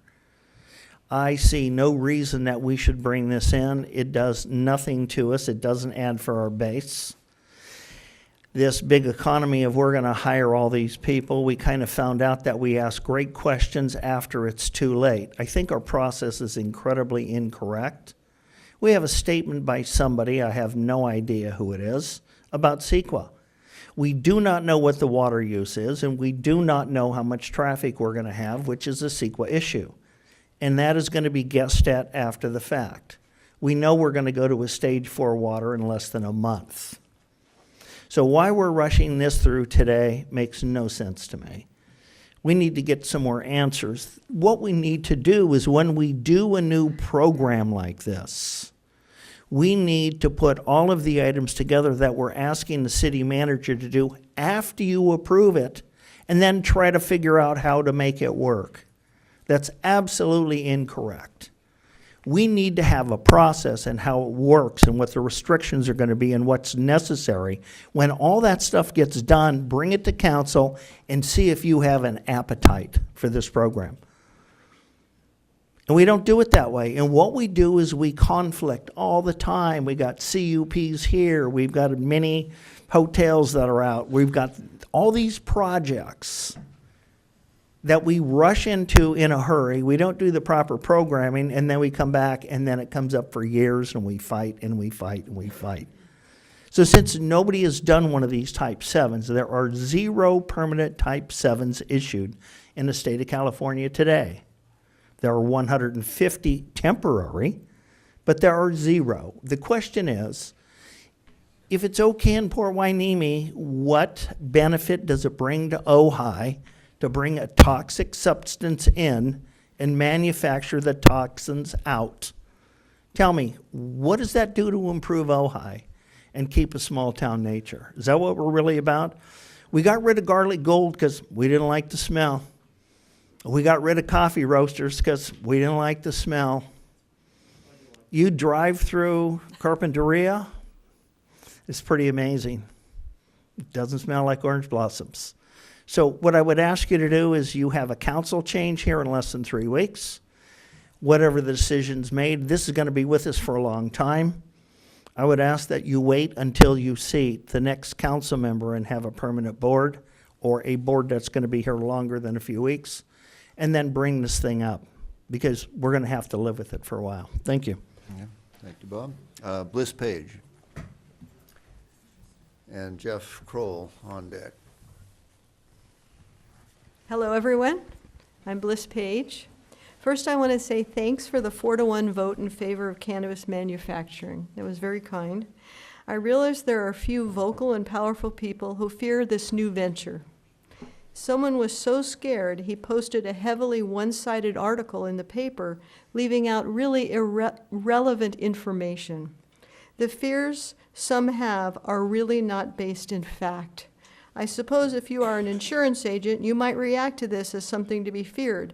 I believe there is a greater chance of a fire being set behind the city hall than in any cannabis lab. Oh wait, I think that already did happen, didn't it? Wasn't there already a fire behind the city hall? When I was a kid, there was a vote to bring cable TV to our neighborhood. My dad said he voted no because he was certain the corner box on the TV would charge way too much. There was actually an ad on TV saying that. We didn't get cable TV for a long time because of that. My husband's dad, when said in the 1920s, some people were afraid electricity was going to destroy us. People said it would be the end of us all. Just like these two examples, cannabis manufacturing is a new thing, but the processes are not. The extraction of lavender and frankincense uses hexane in a controlled environment. So I'm looking at maybe perhaps there's a little reefer madness going on. A new university study just came out with an announcement that cannabis does fight cancer. This is how I came to use the plant. I was diagnosed with stage 4 cancer, and I've doubled my life expectancy so far. Cannabis is an integral part of my regimen. Here's the most important thing I want to say. To all who fear this business, let me tell you, there have never, in a legal facility, been any safety incidents at all. And I'm talking about in California, Colorado, Oregon, and Washington, nothing has ever happened. You can relax. All of those who are worried about manufacturing using too much water, rest assured, it doesn't even use any more water than any other business because water isn't used in the extraction process. Thanks for being an open-minded council, respecting the will of the voters. Thank you. Okay, Jeff. And I have a card from Aaron. Someone left their glasses. Shadrigan. Yeah. Anyone leave their glasses here? Is he leaving? Hey, wait. Bill. Bill. Your glasses. All right. I've already spoken about manufacturing and the difference between volatile and non-volatile.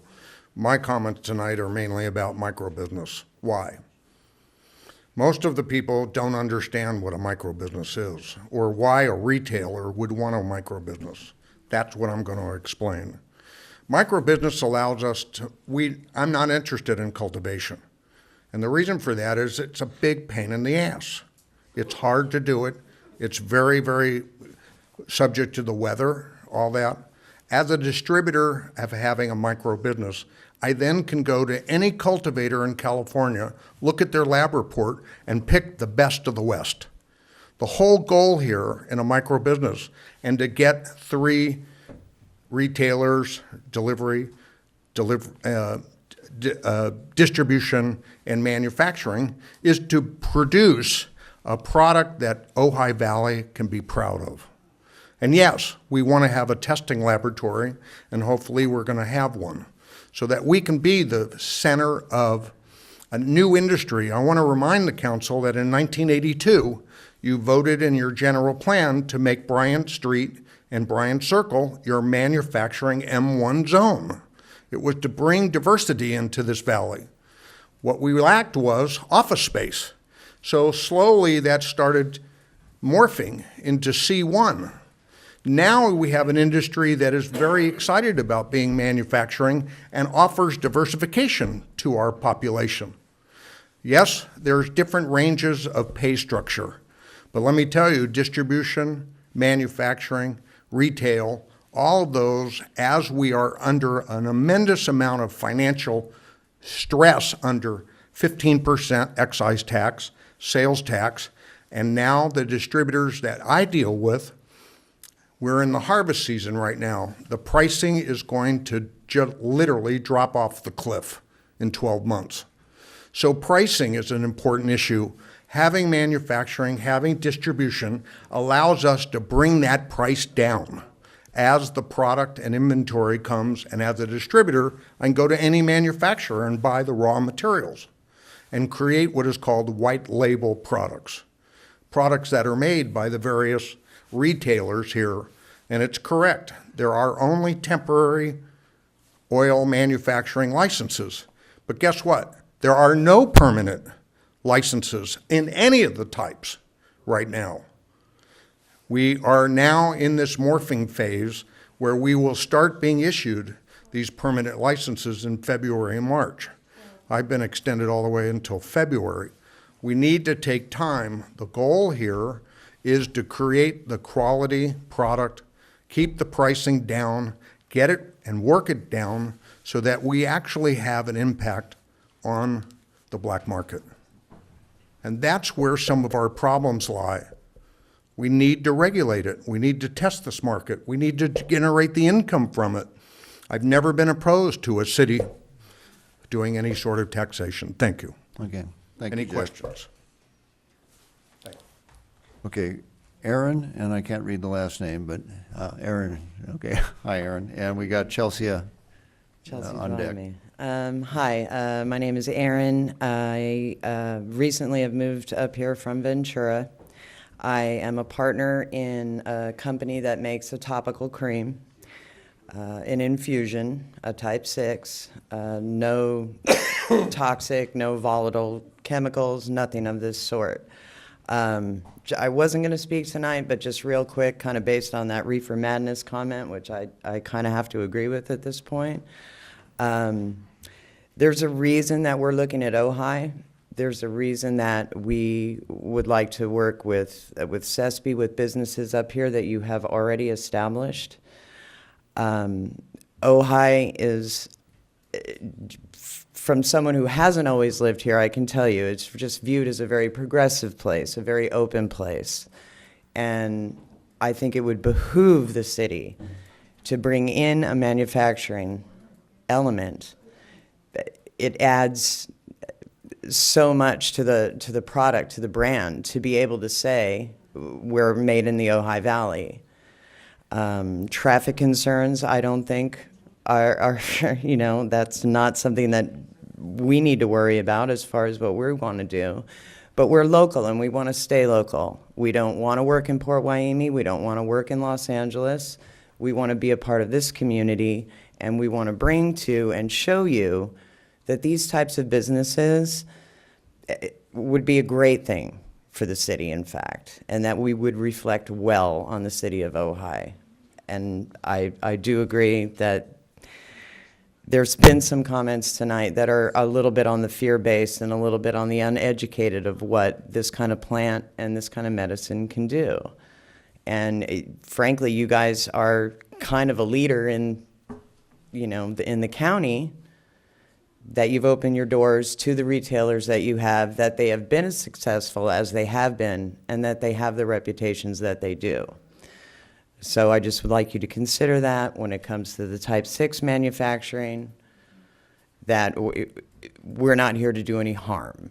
You know, we're only here for the good, and we would only want to contribute to the city of Ojai. Thank you. Thank you. Chelsea. Chelsea Satula, Sespe Creek Collective CEO, resident of Ojai. I just want to fact check a couple points that were made tonight. I've been in business over a year now, not 5 months. So it's been over a year now, and the sky is not falling Sometimes it feels that way. But you're all fine. Has there been any crime? I'm not going to out anybody, but there's a lot of people here that have come to my shop and really like it and have a pleasant experience. And there have been no problems. There's been sales tax coming into your city that wasn't coming into your city before. We're not taxing the crap out of patients because we didn't think that's the right thing to do, and I continue to applaud that approach. But we've had no problems. And we're adults, and we're going to continue to have no problems because we really care about having licensing to be in business and not doing anything to mess up that licensing. This isn't a traffic issue. This isn't an odor issue. There are a lot of problems being conflated with the issue before you tonight. There's no threat of carpinteria, cultivation, odor, Armageddon. Okay, it's just not even a problem. We're talking about mixing in a crock pot some lotion. Okay, that's what I'm talking about. All the extraction, volatile, non-volatile, that's another separate issue. I'm talking about making lotion in a crock pot. Okay, I hope nobody here feels really uber threatened by that because it's a really benign thing that doesn't draw traffic, crime, problems, odors, any of those things, but jobs. And it helps me control my supply chain. That's why I'm in favor of this. In fact, the state has issued several annual licenses. I can't say that they're type 7 or type 6, but that happened October 30th. So that's a fact that you need to have checked with a previous speaker. I just want to thank you for the work you're doing. I know it's uncharted territory. You're doing a great job. It's hard work. You're a small city. But hopefully that we've made your job easier by just being easy to work with. I'm happy to answer any questions you have. That's all I have to say. Thank you. Okay, thank you, Chelsea. Is it Cecil? Cecil Page? Hi, Council. I want to thank you guys for being so open-minded. This is something that touched my heart and still does very much to see my mom even alive this day. It's been 15 years since her original diagnosis. We're just blessed to have her. So I came up here to speak upon the dangers that have been, what's been brought up about the dangers of the chemicals that are used to extract cannabis. Really, these are the same chemicals. It's really ethanol. These things are used, and the refinements of the cannabis we're talking about is used for a lot of different applications, even besides the different essential oils that we've brought up. This is something that's used to refine vegetable oils, even, like all of these different oils that we use every day. And so I just wanted to alleviate any stress. This is something that's done all over the country in every little manufacturing zone. This is something that can really help a lot of people, and it's touched my heart greatly. So if there's any questions about dangers, everything is so heavily regulated by OSHA. We have a chemical hygiene plan that's just how to operate a lab in general, not even cannabis. And then the Cannabis Bureau is so freaking stringent and so tight that we're so regulated. These things are we wouldn't be able to operate if they weren't, and we appreciate your time. That's really about it. I have a question. Some members of the public expressed concern about how you handle toxic products. Someone said that there's going to be all kinds of like garbage trucks coming in. Can you explain or summarize how you handle any toxins? Yeah, so the trash company, the local Harrison, they are qualified to take our toxins, and they have a whole protocol for that. So that's their whole thing, and as far as I know, that's what I've been told by my attorney. That's their whole thing is the chemical hygiene plan, and also the whole standards of having a licensed lab. You have to have all that already in the application before you apply, is that we know where we're sending anything that's toxic. We know that everything is accounted for. The track and trace is so crazy strict that any move or anything that's done, whether you're stirring lotion or you're doing a volatile extraction, every little tiny thing has to be noted so that everyone knows where it was, because the Bureau is watching every step so they can make sure that everything's done safely and nothing's getting out, so they can feel safe about this whole thing and get their money and get everyone paid. So there's no toxins released into the air, the water, or any of that? None whatsoever. That's they're really strict. Thank you. Of course. Thank you, guys. Okay, have I missed anybody? I have this mysterious card with no name, but it may just have been a page 2 of, Marcy? well, if you,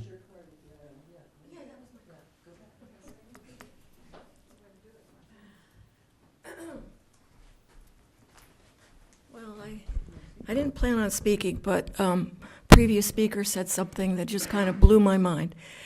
Someone from outside of Ojai, outside of the community, wants to come in and capitalize on the Ojai brand. I think that all of the marketing of Ojai has been very successful because now we're a recognized commodity. I'm just concerned that by allowing a lot of these different kinds of businesses, you're going to get more people coming and saying, we want to use the Ojai brand so we can say, made in Ojai. I just think it's something to consider. You might want to consider licensing fees for Ojai. I don't know if anyone trademarked the name Ojai, but hopefully someone did. Can make some money on it. They're going to make money on it. Why can't we make money on it? Anyway, I just think that just kind of blew me away that someone intentionally moved here because they wanted to be able to say, made in Ojai. Anyway, thanks. thank you. I don't know. Okay. I think you misinterpreted.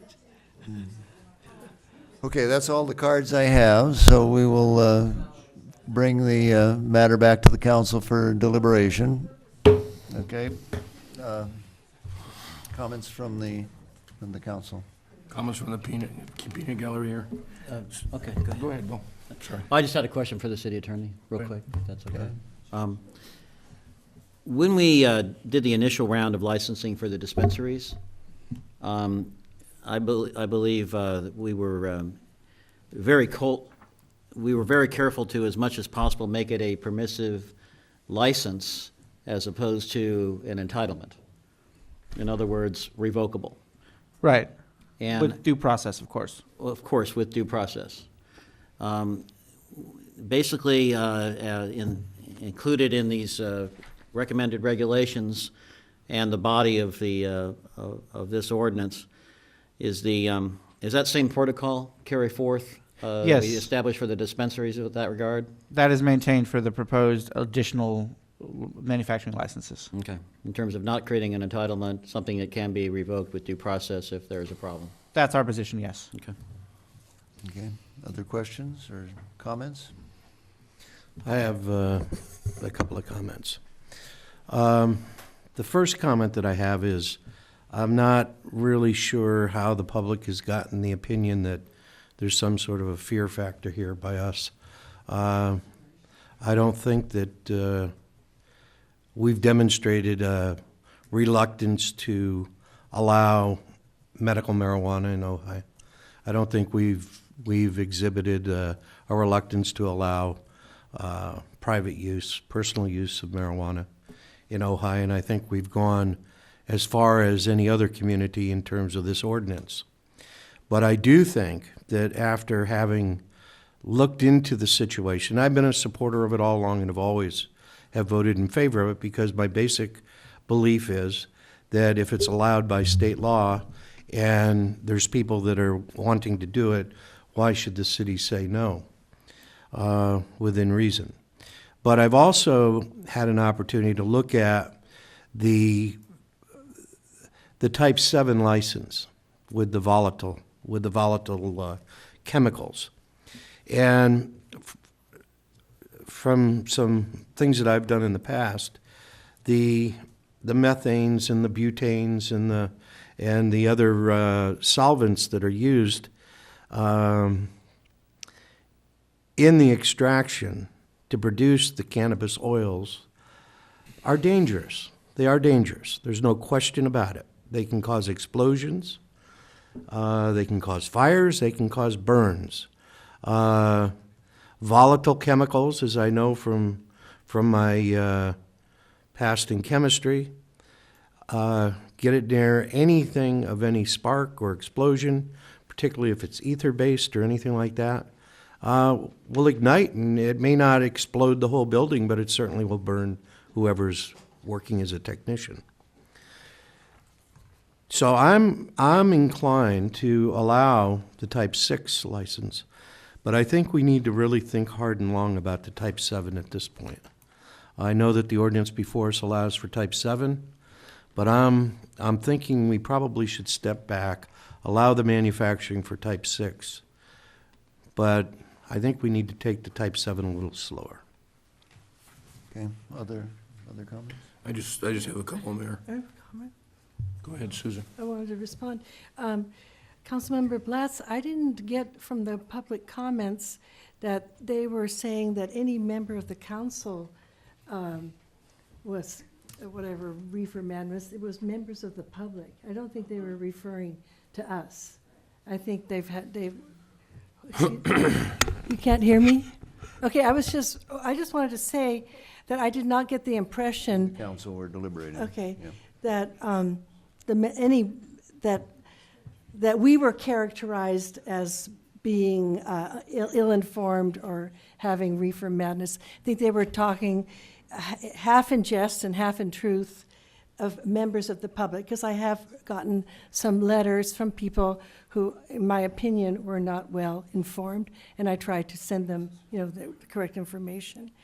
I would like to ask if people who are knowledgeable, if someone who's knowledgeable about manufacturing, member of the Page family or other member of the public, can they address the We safety are concern? deliberating, we've heard all the testimony, and the applicant is not necessarily the underwriter laboratory, opinion on this, so Okay. we need to keep it amongst ourselves or continue the matter, but. All right.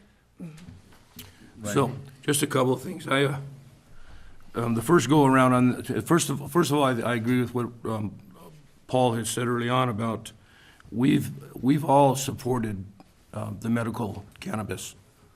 I think there isn't a person in the community that doesn't support it. It's when we went from medical to recreational and now to this that I just see this phase moving just way, way too quickly, and I don't have a sense that it's in the public's interest. I don't have a sense it's in Ojai's interest. That's why I pushed back on a little of this at the last council session. So this is, my understanding is each of the methods, cleanse or. Amongst us. This is, I'm sorry. Yes. The idea behind 6 and 7 is to create a clean product. And if we have 3 businesses that attain that 6, why do we need a 7 if we already have a clean product? That's the problem I don't get. I don't understand why we need a 7. Are the 3 licensees that have a 6 license now going to go to the 7 and say, we'd like to buy your manufactured product? I don't have a sense they would. So I don't have the need, or I don't see the need for a 7 in this community, just based on that, if we go with the 3 6 licenses. Again, when you look at non-volatile versus volatile, I agree 100% with you, Paul. I just don't have a sense that we need to bring that into our community. And Mr. Daddy's comment, which I thought was just, point on. Why do we want to bring a contaminated product into our community, decontaminate it, deal with its waste, and then sell its byproduct? That doesn't make any sense to me at all on why we want to do that. So I'm marginally in support of the 6. I don't know if we need 3. If there was a way of doing a lottery, I would say do a lottery so you only have 1 a year and you rotate it. I know that that's not feasible. Trust me, I know that. But I just don't have a sense of why we need all of this. And as far as branding this community doesn't need to be branded by cannabis. That's not who this community is. Okay. And for someone to say that's what we want it to be, I'm sorry, I struggle with that one too. I would like to respond. Okay, Bill? Couple of things. I hope I'm going to be correct. First of all, we're not, the way, what's before us are whether we allow up to 2 manufacturing or 3 top 12. It's not 3 type 6s, for example. There's no way we would have, this ordinance does not allow that, okay, as was introduced. It's a limit of 2 manufacturing and 3 type 12. So just to correct that small matter.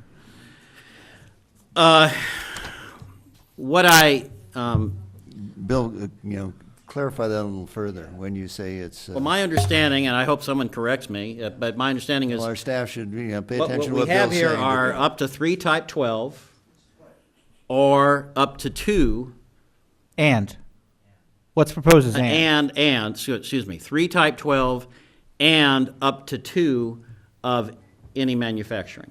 And the type 12 allows the any one of the 3 existing dispensaries to add to their litany of activities, distribution, manufacturing, and their existing retail sales. And the manufacturing they can add is types 6, Right. N, and P, not type 7. That's right. Right, that's what I thought. Exactly. Okay, so I stand corrected. I just wanted to.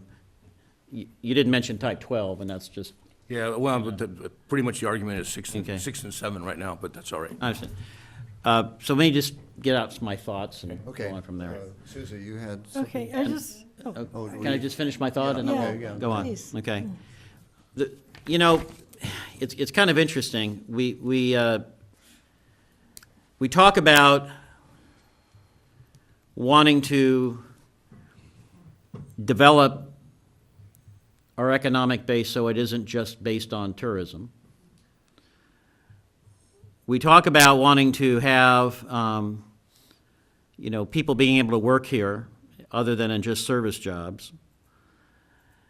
And we want to talk about being in support of small business.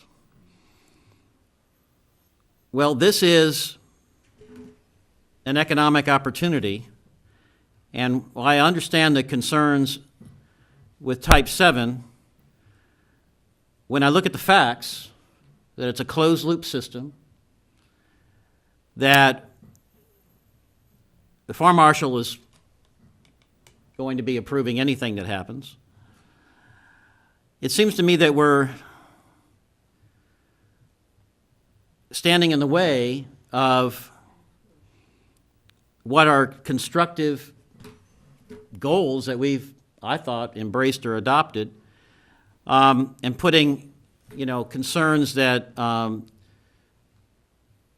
really are addressed by the experts by application and just being, basically we're saying, well, we don't trust the fire marshal, we don't trust the chief of police, and we don't trust the city manager, almost, in order to look at the particular applications of whether they're safe. But I thought we had a staff recommendation originally just to go to level 6. Well, I'm talking about the ordinances introduced. Yeah, but that was what we did, not what the Right. staff did. No, I Okay. understand. Okay. I understand. So, like I said, I'm ready. I just want to make one more comment.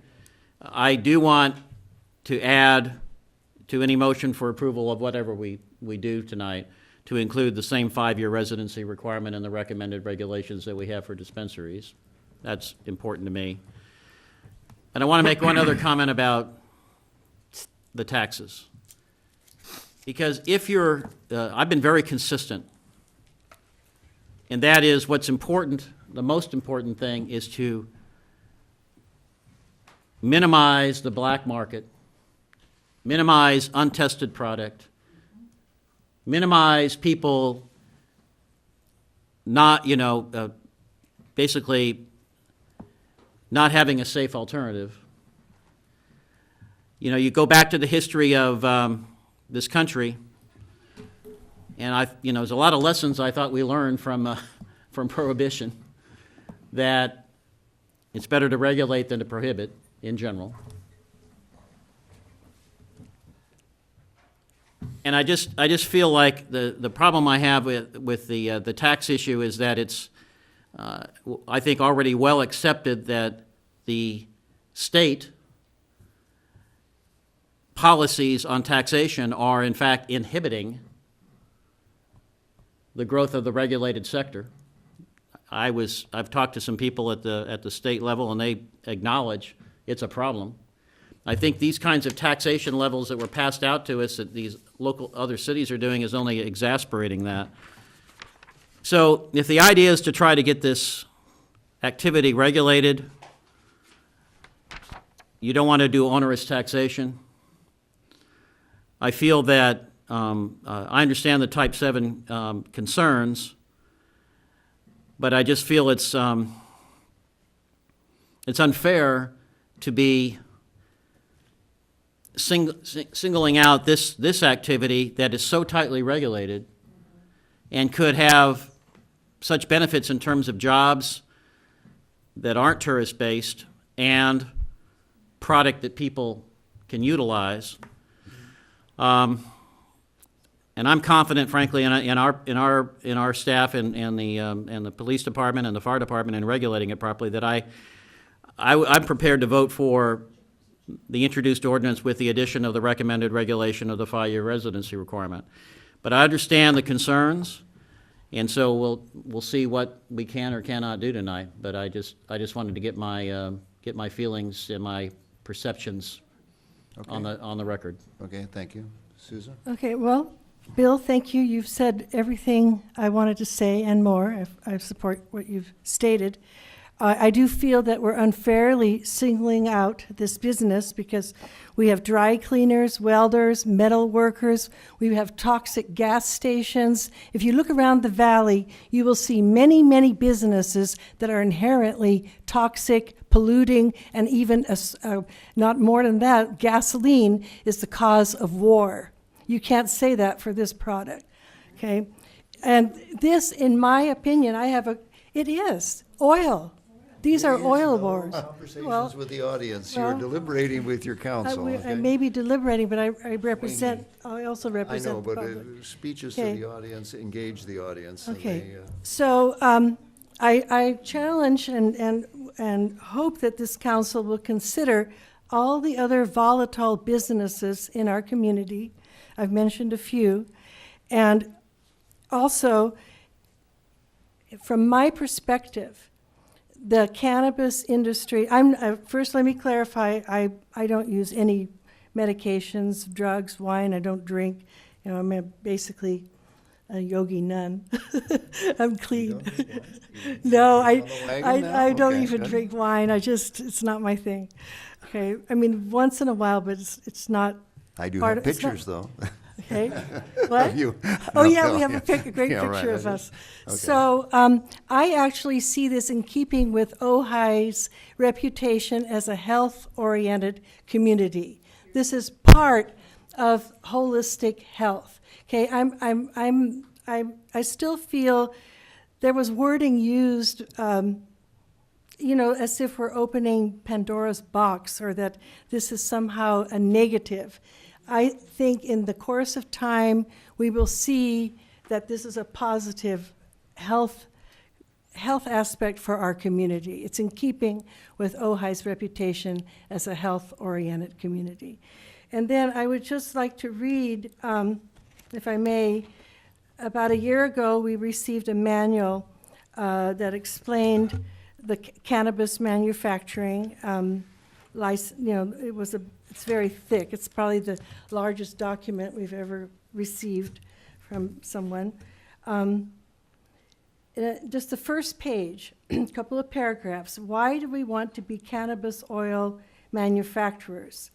Medicinal cannabis has been used to help patients with many diseases and illnesses around the world for over 3,000 years, including AIDS, Alzheimer's disease, arthritis, asthma, cancer, Crohn's disease, epilepsy, and seizures, glaucoma, migraines, multiple sclerosis, pain, and many various terminal illnesses.